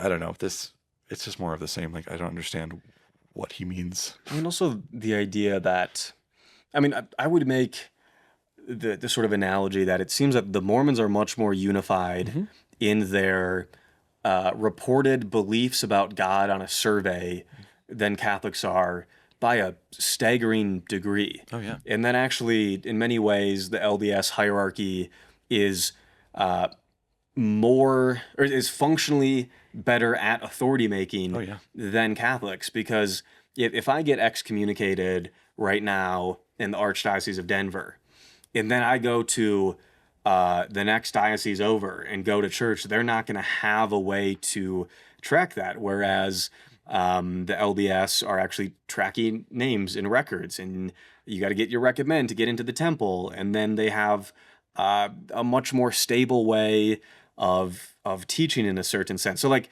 if the competition is just who can have the most absolute authority, Catholics aren't exactly winning it. Catholics also sort of then just develop all of their ideas around authority much later into church history, where the idea of like papal infallibility doesn't get defined until the very end of the timeline of the 2000 years, or the ideas of the Marian dogmas. Like, well, it's always been here, but like Thomas Aquinas, who everyone cites as the based sort of theologian, was wrong about the Immaculate Conception, but like now the church is correct. And you can squint and you can reformat things and go, Aquinas would have believed in it, but we didn't have the whatever. And you know, the apostles would have absolutely laid out the papacy. And so it's like, if the papacy was what everyone believed, you would expect slightly more of a historical record. Not that I'm saying that there is no precedent for the Bishop of Rome having some amount of authority over other bishops from a historical perspective. But if the idea is the Pope is the vicar of Christ and chief among the apostles, we would have not had to debate it for forever and then have the split in 1054 with the Eastern Orthodox versus Catholics. If everyone's just like, yeah, the guy in Rome's the final authority, like this is not true at all from a historical standpoint to say Catholics got it together better than anyone else. In the Catholic Church, you have the teaching magisterium who tells you what to believe, which trickles down through bishops and then your local parish priest. If the faith, the gospel, the kingdom is good news for the poor, you would have to have this kind of ultimate teaching structure. But in Protestantism, that ultimate authority is the Bible. If you want to know what is true, if you want to resolve disputes, read the Bible. Well, throughout the vast... Brian's point is, well, if the Bible is the final or ultimate authority, and you got to read the Bible to figure out what the Bible says. So we're going to have the magisterium. And then he goes, well, it actually trickles down from the Pope to your bishop to your local priest. And if you have a disagreement, you can go to the magisterium. It just sounds like the Bible with extra steps. And in fact, more complicated steps in a much longer historical tradition. Not that I think, I don't want to give the Protestants their entire argument that the Bible is perfectly coherent, the average person can figure out in the slightest. Not at all. But it's not like, from a historical perspective, what the Catholic Church teaches is absolutely clear to everyone who wants to be Catholic. I mean, one of my favorite things to do is to ask Catholics for a comprehensive list of all the things that they have to believe to be considered like in compliance with church teaching. Usually they don't want to, and so they won't. And then if they do, it'll be a different list. I've gotten so many different lists. Some people say it's only like 3 things you got to believe. Sometimes it's like a whole list of things you have to believe. So it's sort of, again, it was something we said earlier, but like none of the Catholic Church doesn't actually solve any of these issues that he brings up. This sort of like the need for an authority to determine what's right or wrong. I don't know if he's going to get into it later, but the idea is like, oh, the magisterium tells you how to interpret the Bible. Can you point me to anywhere that the magisterium has ever declared this is what each Bible passage means? Not really. There's the Pontifical Biblical Commission that did that, and then they completely changed what they said over the course of a couple decades. We know that you got to believe that Moses wrote the first 5 books of the Bible, and then later on they went, update, actually... You don't have to believe that. You don't have to. And so if you say, whatever I think the Catholic Church teaches is what I'm going to believe, then you get like 2 thumbs up. But if you go, the magisterium resolves all disputes, is to ignore the entire traditional Catholic world that somebody like Brian inhabits, where he's got the more correct or the better or advantageous view of what Catholicism should do in the modern world. And like half of Brian's videos are critiquing Catholics for not being Catholic enough. Like you said, including the Pope. Yeah, including the Pope, where he's sort of like, this is Catholic teaching here. And I don't want to say that Brian doesn't believe that the Pope is Catholic, but when you can have your what is Catholicism measuring stick and then measure up the Pope's statements to the Catholic measuring stick, which just happens to be you, you're functionally doing what the Protestants do as well in his sort of caricature of them, because, with the Protestants, how do we know which things we have to believe and which ones we can disagree on? Because a lot of Protestants will sort of solve their own issue with, there's the big things that we got to agree on, and then we can disagree on the other things. And then it's like, what are the things you can't disagree on, and what are the things you can disagree on? And Catholics they're not in a better spot because they all have a different list. The only patch is, the actual 100% authoritative things are actually 100% authoritative. And you're like, you just assumed the thing back into it. And Trent Horns said, the sign that something is authoritative is it says, we declare, we profess. And then you're like, what? Back up, it's a sign? So you still have to do the interpretation. You still got to do the John Nash red string theory of all of these documents to figure out what things actually say.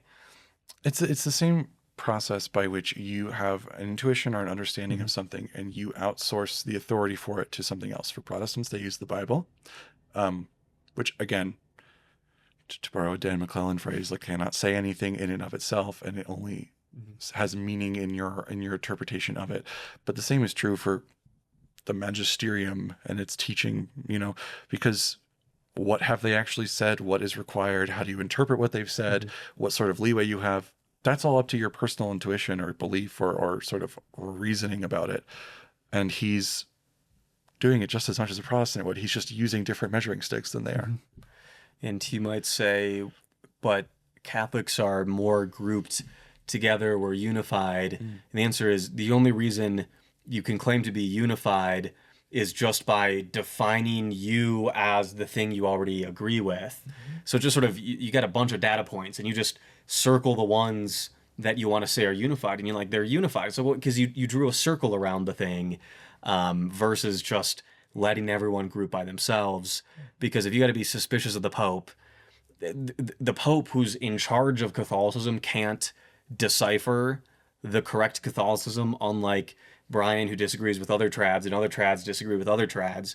And the idea to say we have an authority structure and then someone in the authority structure can be entirely wrong just seems incoherent, unless you have the Protestant patch of, if it's true, it's true. And it doesn't, when it's popular, then it's a sign that it's true. But if it's not popular, it still doesn't matter because it's popular, but it's wrong. It just, you're just defining the thing as true to solve the issue. And even all of the major Catholic beliefs like transubstantiation, if you talk to the apostles, they're not going to lay out substance and accidents, and the bread physically stays the same, but wholly, truly, and really turns into the body, blood, soul, and divinity of Christ in this Aristotelian view, in the same way that if you brought Aquinas nowadays in front of the church's hierarchy, he's also going to be condemned.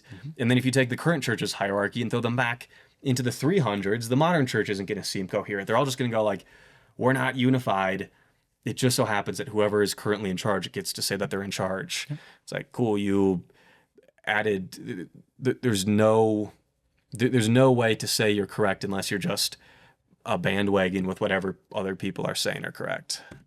Of church history, that's impossible for the poor and uneducated, which means it's bad news for them and only good news for the privileged. If that's your ecclesiology in practice, then it's not compatible with the Bible or the Gospels. A common slogan. This also applies to magisterial teaching, to be clear. They're not reading magisterial teaching. Multiple times from the pulpit, almost like it was a battle cry in the Protestant churches I was attending, was, I don't need a priest or a pope to tell me what Scripture teaches, and neither do you. We can read it for ourselves, and we have Martin Luther to thank for reminding us of this fact. And I just thought, well, good for you. But all that says to me is you're privileged. You're not one of the poor or the little ones whom Jesus said should not be prevented from coming to him. You're one of the strong, the wealthy, and the educated. You're among that class whom Jesus said it would be easier for a camel to pass through the eye of a needle than for you to enter into his kingdom. And yet, you proudly declare that slogan about how your whole ecclesiology is based on a system that excludes the poor and the childlike. That to me was just devastating to the Protestant position. And I could go on about how even the most cursory glance into church history, especially the patristics and the church fathers, shows that there was never a moment in which any church agreed that the canon of scripture was only 66 books instead of 73 prior to the 16th century. I could point out that everyone believed in the real presence of Christ in the Blessed Sacrament all the way up until the 16th century. I could point out that from the first century, the church fathers taught an authority. Everyone, asterisk, if you include only the people that agree with me and exclude all the people that don't agree with me. Which, like, yes, tautologically, that is true. Because in Catholic circles, you'll often hear about the church fathers. And the church fathers aren't the most popular writers in the early church. They aren't the most educated people in the early church. And none of the church fathers put on a name tag that says, I am a church father. The reason they get called church fathers is because Catholics go, well, they line up with what we have now, so we're going to say that we line up to the people who line up with us. Not like you, a lot of these arguments just kick the can or kick the quagmire down the road, because I think it is a valid concern, which is how do you find the correct interpretation? And then you just go, the Protestants go the Bible, and then the Catholics go, but the Bible disagrees, so we're just going to do the magisterium. And then when you go, the magisterium disagrees, you're still running into the same problem. I think that these arguments work when you can sort of just outsource the authority. You can kick the question down the road long enough for you to have a personal experience in an institution that makes you feel like it's true. And it's a way to draw out the logical implication, which is religion doesn't make sense. You have to functionally trust a bunch of random things and be a small slice of the population of the entire slice of history to be correct, which is impossible if a God actually loves us and has a belief test and wants to be involved in our lives. You're running into the same problem. This just kicks the can down the road and is also historically not terribly literate, because the idea of like the true presence, the majority of Christian history, they wouldn't outline the ideas of transubstantiation. They would say true presence, where, yeah, God, Jesus is present in communion, but they wouldn't ever outline it ceases to functionally be bread and becomes holy God. It doesn't cease functionally to be bread. It ceases actually to be bread. That's true. Functionally, it is still bread. In its non-physical beingness, breadness, it ceases to be breadness. Like, you don't find that in the Christian record. He just goes, well, if we just assume our position to be just the true presence, the answer is like, yeah, the Eastern Orthodox sort of criticism of Rome is that Rome goes overboard with all these definitions and extra things on top when it's slightly simpler, where you just, there's a presence here somewhere, not you got substance, you got accidents, or the books of the Bible. You also run into the same problem, which is you didn't have the Bible for a few hundred years, and even once it's sort of kind of defined, it's still a wishy-washy thing. The Bible wasn't formally defined by the Catholic Church until the Protestant Reformation, when they formally defined it in opposition to Martin Luther. The reason Martin Luther felt free to cut books from the Bible was because there was no like delineated like official Bible. There was the one that everyone was using. Yes, it was the same like 73 books. But Martin Luther was doing as part of like an era of biblical scholarship where for the first time people were actually analyzing the Bible and trying to like understand when parts of it were written and who wrote what parts and what was the latest or the oldest and all that sort of thing. Like, that was a new discipline when Martin Luther was coming around. And so he was trying to use the best tools available to him to find the most accurate biblical books and narratives. And so he's not really doing anything different than the early church would have done when they started putting together some lists about the Bible. And like, even in the early church, there were plenty of books that are no longer in our Bible. So it's not like it's out of line with Christian history to sort of select different books to be part of scripture. And yeah, I mean, like about the church fathers, there's Marcion or Valentinus or other Tertullian. Yeah, all sorts of different people that were extremely powerful and influential, and like Marcion almost became pope. You know, he was super popular. He had his own Bible. He had his own book that he wrote that was in his Bible. And they're all condemned as heretics now. But at the time, they would have been seen as like massively important figures in church history. I mean, Arius was a massively important figure in church history. You can't define church father in a way that doesn't include heretics unless you only define church fathers as people who we don't now condemn as heretics. Because like Tertullian was so close to becoming a church father and gets Origen cited as ton, but then like, but he fails on this, so he doesn't get that same label.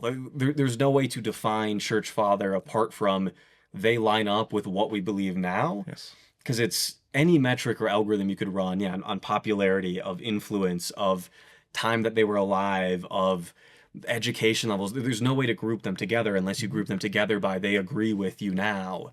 I also want to push back on his framing of like, okay, well, the Bible, saying that the Bible is free to interpret individually is some sort of elitist proposition. Is sort of, that critique exists only if you completely ignore the material realities of history. Because yes, at Jesus's time, the Bible would have, and like Middle Ages and stuff, the Bible would have been harder to access. And so the idea that like the poor or the uneducated or the, the little ones, if they are meant to have access to the gospel, then saying the Bible is the authority, that would be difficult for them. That was true at one point. Not really anymore, I mean, there's a reason the Protestant Reformation happened when it did, and it's because the printing press was invented around that time, and the Bible was finally available widely. I mean, it wasn't just that people didn't read the Bible. The church didn't want them reading the Bible for a lot of its history. So it was not available for most Catholics to read. And then once it did become available, that's when Protestantism happened, because it was actually not elitist. It was actually the opposite of that. It was a very egalitarian and democratized view of the Bible and scripture and church authority and all this stuff like that. And so to sort of divorce that from the material or historical reality is sort of pointless. I don't understand. And like now, like a Protestant now, like you can just open up your phone and read. Everyone knows how to read now. Like we have a society that has encouraged like everyone to be able to read. Everyone has access to the Bible. I mean, it's the most widely available book in all of human history.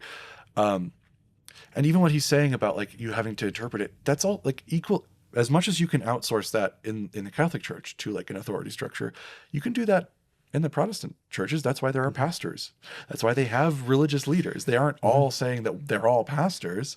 They understand that, okay, not everyone is like studied this all the time. And so we have an authority figure that we find compelling in his interpretation. And so we follow that, which is not really any different from what you're doing. Well, and on the books of the Bible, I think when I was Catholic, I always thought everyone at the time was like, Martin Luther's crazy. He's cutting books out of the Bible. Yeah, no. And then you look at the voting records for the Council of Trent, and it is only by a plurality that the current canon is passed. It's not that all of the Catholic bishops were like, this guy's new. This is such a dumb idea. And then everyone's like, get a load of this guy. And then they all voted as a uniform block. Most council decisions, like the authoritative teachings of Christianity, come from a slight majority or a plurality, not some sort of uniformity. It only becomes uniform when you go, whatever they vote on, we have to uniformly believe. But that just doesn't solve the problem, because you're still admitting that there's this controversy to all of it.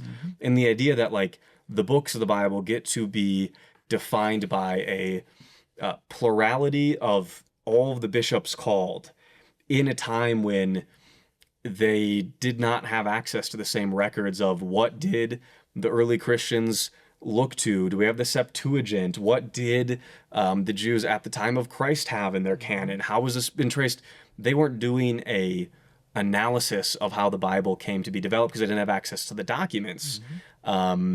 So you just sort of have the blind leading the blind, and then as we know more about the ancient origins of the Bible, you just sort of somehow fit it all back in, or just go, we can investigate where the Bible came from, but like we still got to get to this conclusion because some bishop said a thing. Because like the Orthodox have extra books than we do, and they have just as long and storied a tradition of interpretation and reverence in Christian history as the like Book of Tobit or whatever. So to claim that like we have always had the definitive Bible is sort of not true, and every single version of Christianity always says that. Like Protestants say that, it's not true. Catholics say that, it's not true. Orthodox say that, it's not true. like things like the Book of Enoch probably have a greater claim to Scripture than things like the Book of Revelation in terms of relevance and widely accepted importance at times of like right after Christ. Christ quotes the Book of Enoch in Luke. Jude quotes the Book of Enoch in his epistle. Whereas Book of Revelation was extremely unpopular, and a lot of people thought that it was not a good idea to include it in their scriptural list. It was only like Athanasius that really liked it. Yeah. And so there's certain things like, yes, the books that we have now have been sort of stable for a long time, but that doesn't mean that there's any particular reason that they're authoritative or better than any other list of books. Things like the Epistle of Clement were rejected, or the Book of Enoch were rejected for reasons that we now know apply to other books. Like Book of Enoch was rejected because at the time they thought, oh, there's no way that the literal Enoch could have written this book, which means that it's predicated on a falsehood, and so we shouldn't put it in the Bible, which like we now know is true of at least half of Pauline epistles, the entire Pentateuch, most of the other like historical books of the Old Testament, the Gospels. Like most of the Bible is sort of pseudepigraphical, you know? Yeah. So if that's the standard by which we're excluding books, then we should exclude most of the Bible. So clearly it's not some sort of, I don't know, set 73 books that everyone's always agreed, and there's sort of perfectly good reasoning for these books and not other books. Like, there's not really any way to claim superiority there. Bible's a library, and people have been writing books to put into the library, and people have been looking at different sections of the library, and people have been checking out other books, and people have failed to return other books. Like, I don't think that Christianity is any less cool if you just see it as natural at the end of the day. And and Catholics always refer to like the magisterium, and then you go like what actually is the magisterium? And it's the magisterium, and you're like, what? Tell me about the levels of the magisterium. And like maybe you'll get to someone where you sort of have like ex cathedra statements, and then you have the ordinary and the extraordinary actions of the magisterium. On like a good day, if you find someone, a Catholic who really knows their stuff, they're going to get to the ordinary and the extraordinary. And then beyond that, and you go, what beliefs fall into what level of authority?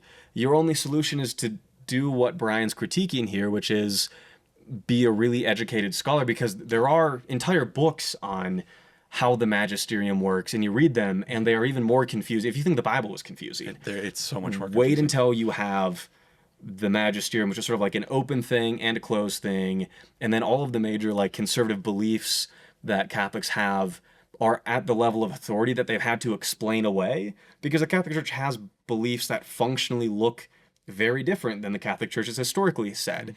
And so the sort of patch for Catholics is like, well, actually this current one is at the unchangeable level. And the Church did say this other thing historically, but it's at the changeable level.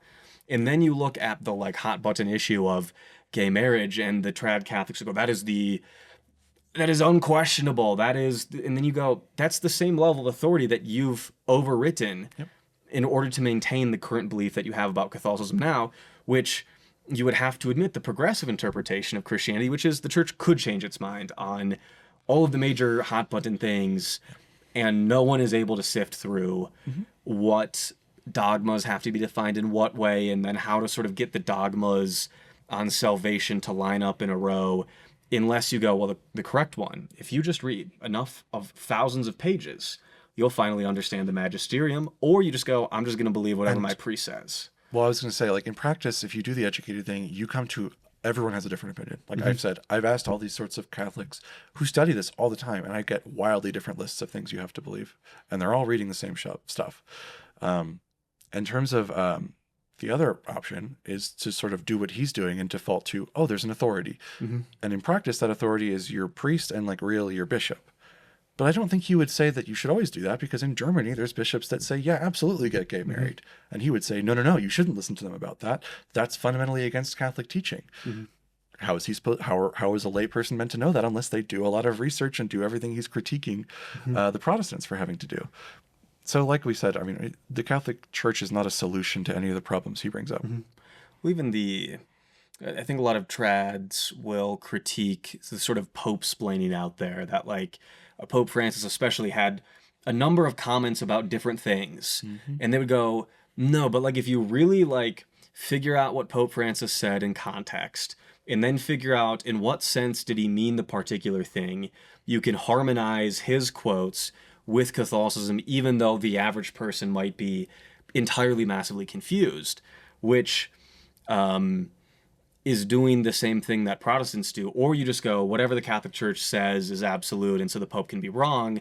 But then in that case, you're going to end up like the Sedevacantists, which are just a group of people that go, yeah, well, the current popes, whether it's from the 60s onwards or from Francis onwards or from the early 1900s onwards, they go, a pope said a thing that contradicts the authoritative teachings of the church in the past.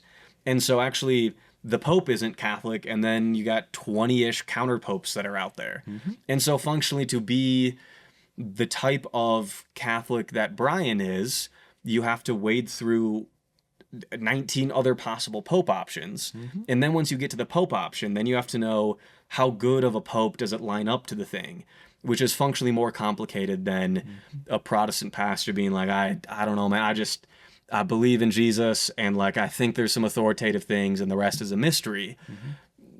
Either you got to do that, or you got to be more elitist to go through 2,000 years of esoteric Latin documents in different authority levels, in different languages, using different metaphysics, and harmonize all of it into a schizophrenic mess on your wall with red string, which is, it could be correct, but is more elitist, I think, that Brian's critiquing. Structure centered in the bishop, the universality of the, quote, Catholic Church, the visible nature of the Church, apostolic succession and therefore authority, the primacy of the Church in Rome, and the veneration of the martyrs, going all the way back to the catacombs in Rome.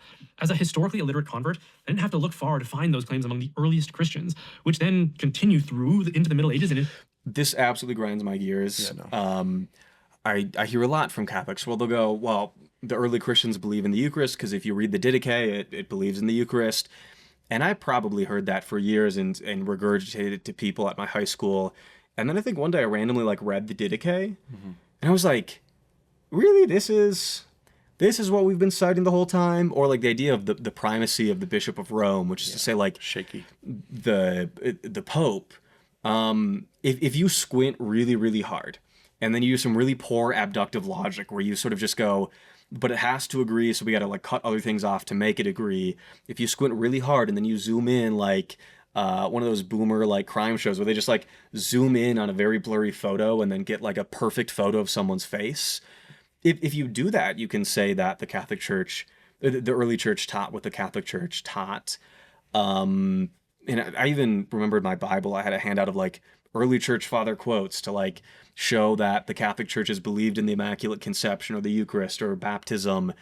And then I was reading all these quotes and like they just don't outline and enumerate transubstantiation. They clearly they thought something was cool about the Jesus spread, but the idea of transubstantiation is nowhere to be found in any meaningful way. One, like apostolic succession is just sort of a thing that's asserted. There isn't actually ways to back it up.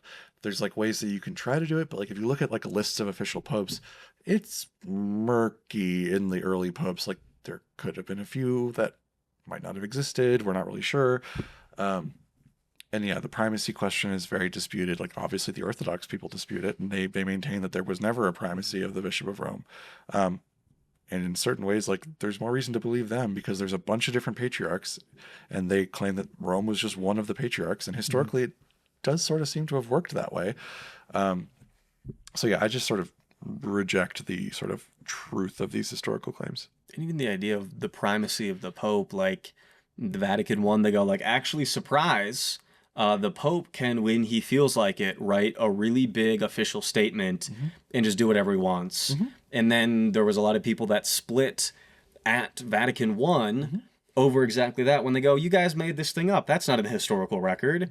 And then the people that then gave themselves the authority to have the historical record just went, we now have the historical record because we have the authority to say that we have the historical record. It's like, cool. I mean, if you just say you have the authority and then you exercise the authority to say that you have the authority, it solves the issue by making it a circle. There's no holes in the argument because it's a circle rather than a sort of premised conclusion. Age. So at the end of the day, if you want to know why I became Catholic instead of Protestant, it's because I'm just not smart enough to be Protestant. I needed it to be obvious. And it was.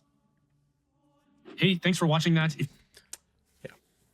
It's also somewhat ironic that the premise of this video is he wanted to learn and went on a journey to figure things out and evaluate options. And at the end of his educated, in-depth analysis, came to the conclusion that it would be bad to have a religion that requires you to go on a long, educated journey to get to it. Yeah.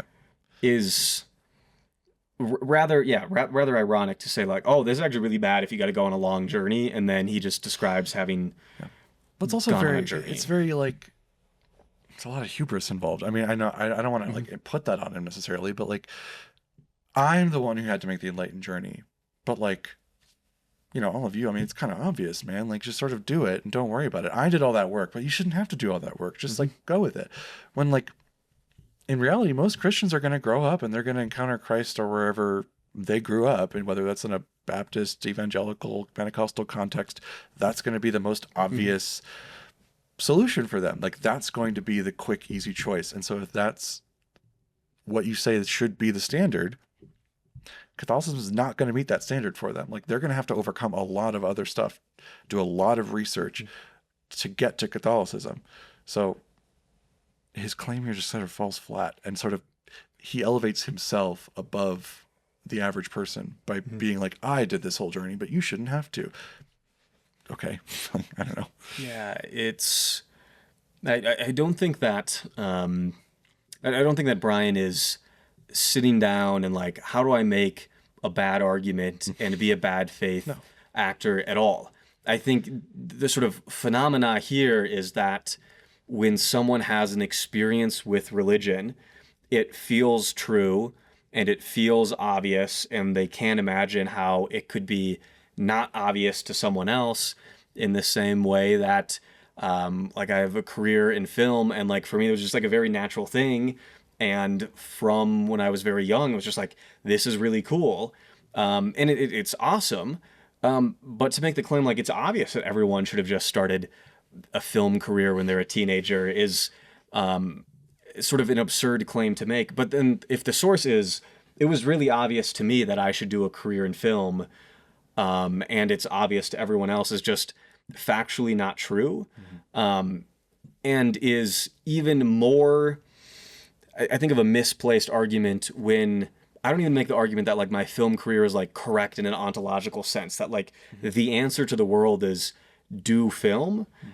But when you're especially making a truth claim, which isn't just join my Catholic church because it's cool and we have pizza and it's a great experience, and I think everyone should have the great experience.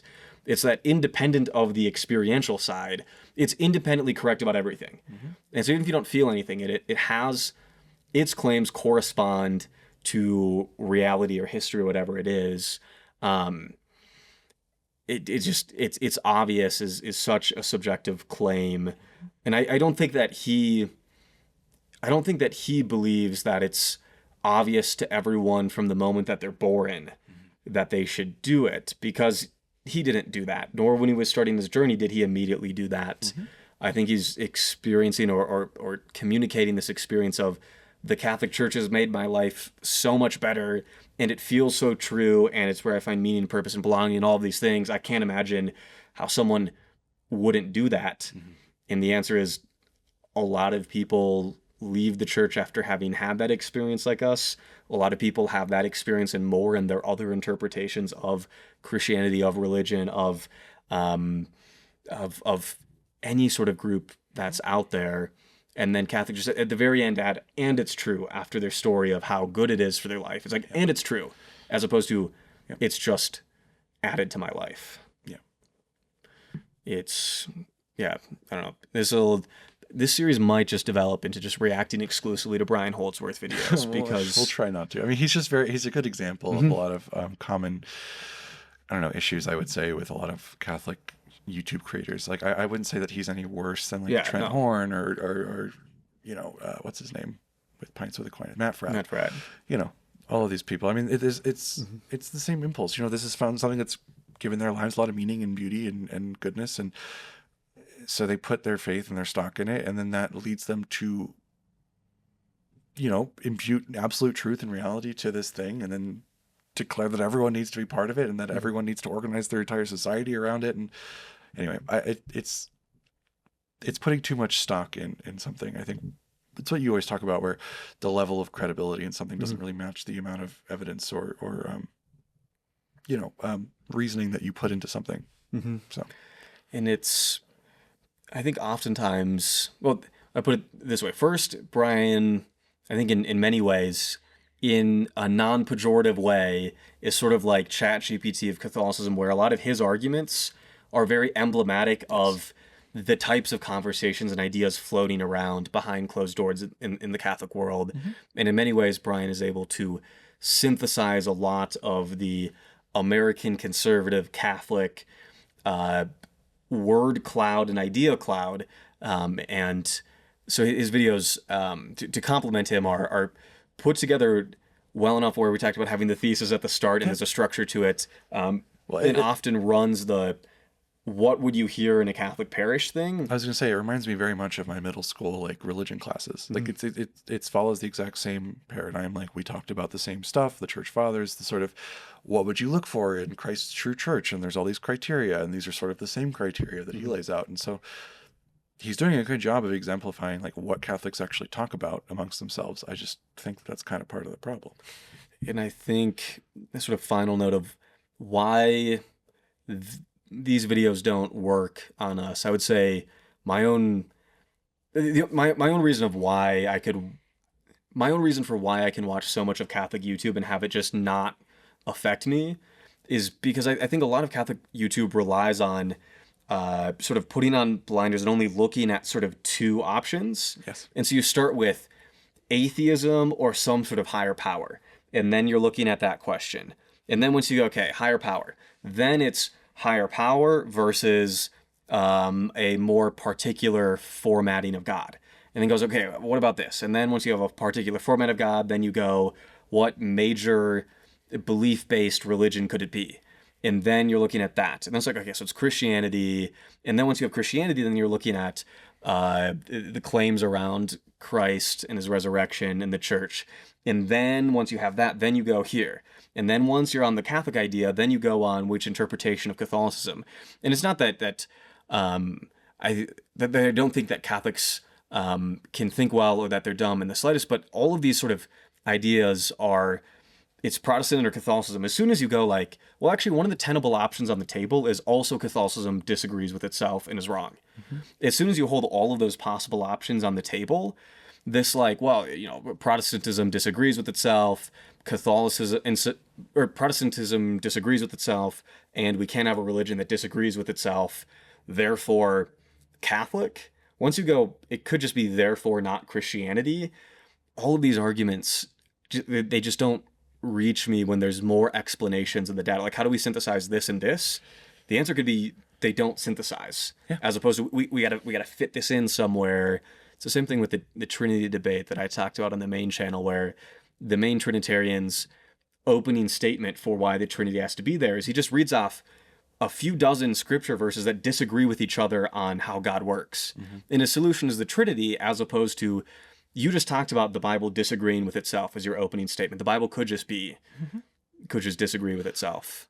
Yeah. I'll say for me, the reason this series will probably be a majority you showing me videos I haven't seen is because I don't really watch as much Catholic YouTube, because with a video like this, it's sort of harmless. It doesn't really have a super negative effect, but a lot of times this sort of narrowing of perspective and false dichotomy and like sort of disproportionate amount of certainty leads to a lot of bad things for people. And like, having experienced some of that in my own life, it's hard for me not to sort of visualize the harms that come from some of these, which, I think is always a good thing to keep in mind with some of this stuff. Like, yes, it's kind of fun to just talk about the debates or whatever, but I don't know, with this, keep in mind that he's probably of the belief that, like, if you're wrong and you get the wrong church, you risk eternal damnation. And that's very intense and kind of wild as a belief. But that's sort of the thing lurking behind all of this. And obviously this video isn't about like any of the particular moral questions, but once you get into those, you get into sort of like how is society being shaped? How should we shape society? Where should our efforts go in society? And where is, like, if the Catholic Church is a very large institution that generates a lot of money, where does that money go? Where should we put our effort and our time and our financial resources? And some of those answers are pretty negative. And so, I don't know. The intellectual exercise is fun, and it's kind of nice to debate some of the lighter parts of it. But there is always this thing at the back of my mind that is like, this leads to like people being really harmed at the end of the day. Well, Brian has a video all about how I don't know if YouTube will go crazy on this one, but killing heretics is not off of the table. Right. Brian has a long video about how, like, well, as Catholics, we got to stop saying that, like, killing people for being heretical is always wrong. Heretical meaning having the wrong belief about these, like, very niche issues. He's like, well, like, it's probably not a good idea now that we live in a society where there sort of is there's disagreement on religion, but like we shouldn't really be too hard on the medieval Catholics who would kill heretics, because actually it was a threat to group safety to disbelieve something, and so like killing them isn't always wrong. But like the thing lurking behind this isn't just people who are really into a fandom debating what texts of Star Wars are canonical, or is the reboot of whatever series in line with a thing, or which would a DC or a Marvel superhero win in a particular battle. Right. Like, this isn't just sort of having fun for the sake of it. It is with this thread in the background of, if Brian has his way and everyone believed like Brian and you happen to not believe like him, the idea of killing you isn't off of the table.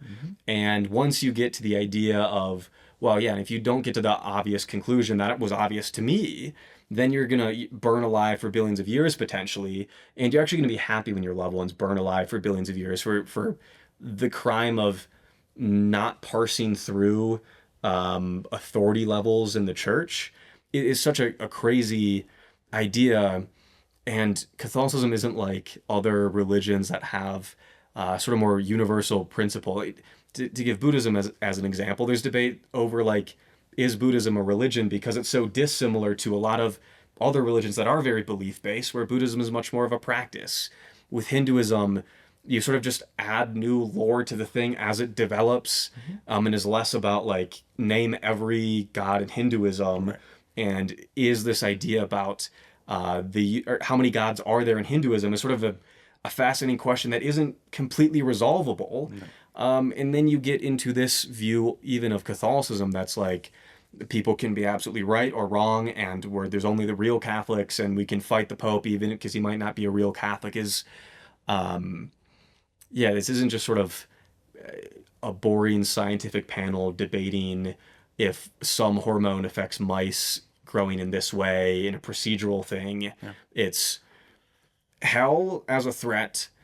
And because hell is lurking behind all of these conversations, also killing people for sending people to hell is not off of the table, as smiley and nice as Catholic YouTube will have you believe. I mean, as someone who grew up in it, like, I know you didn't not grow up in it. I mean, you were pretty young when you went into it yourself, but like, it's at least my choice to join, whereas you had to be there. When you're in this, like, it can really shape your self-perception, your perception of other people, of the world around you, in ways that are really negative.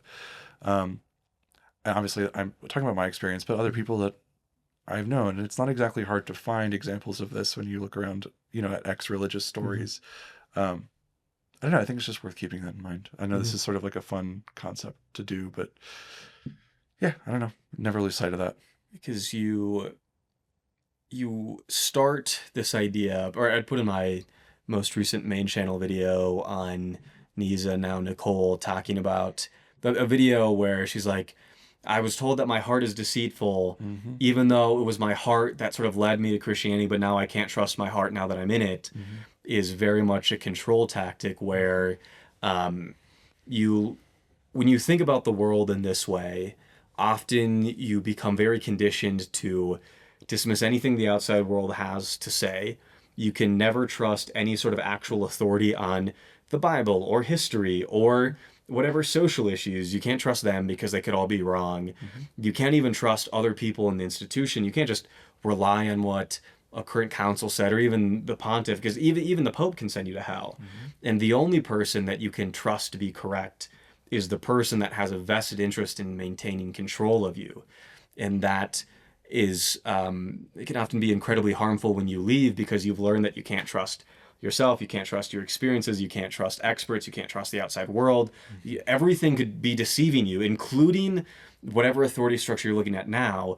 And in life, you have to be able to, you have to be able to think apart from eternal bliss or eternal torment behind every single decision in life is not exactly a recipe to live a good life. And then the cope often becomes, well, then it doesn't actually matter if you had a good life, because then you have the right thing, which is once again to say that the threat of burning alive for billions of years is nestled behind the thought of being burned alive for billions of years, is nestled behind the thought of being burned alive for billions of years, because, well, it could be the case that if you're wrong about the fact that you're, even if you believe that you could be burned alive for billions of years causes immense harm, it actually doesn't matter. If you could be burned alive for billions of years, there's no way out apart from, like a fawn, just fawning at whichever authority structure wants you to believe in their particular interpretation of religion. Yeah. I think that's a good note. That's perfect. This will be an awesome series. Y'all gotta submit videos. We won't watch every video. I can't. We'll try to make them not however long is this, like 2 hours long. I feel like this is. People in the comments got to let us know if this length is preferred, because we hit so many topics. Yeah. Whereas like a main channel video, I do have to think like how many. We got to stop some of these side tangents, and I can't explain everything. Versus this sort of a fun format where we can hit all the side tangents. It's also just accurate to like how it is when you show me on YouTube. This is usually how long it takes. We can make $4 per 1,000 views as opposed to $0 per just the two of us talking about this. Sure. We had Noodles and Company before this, and I think we can pay for at least one of our dinners if this does well. Apart for the time where I said killing heretics, I don't know if YouTube will just demonetize, and then we're stuck having to pay for dinner by ourselves. There's the woke mob won't pay us, the LGBT mafia won't pay. Nobody's gonna. It is for shits and giggles. And send us videos. We'll see what we get back to. I guess if you made it here, kudos for being around for 2-ish hours, something like that. And like, comment, subscribe. You could support us on Patreon for $1. Do the stuff. Do the things. Send this to your most Catholic friends. Don't do that. It can be disrespectful. I don't even know how to land. I think the plane's landed. The plane's landed. Maybe ?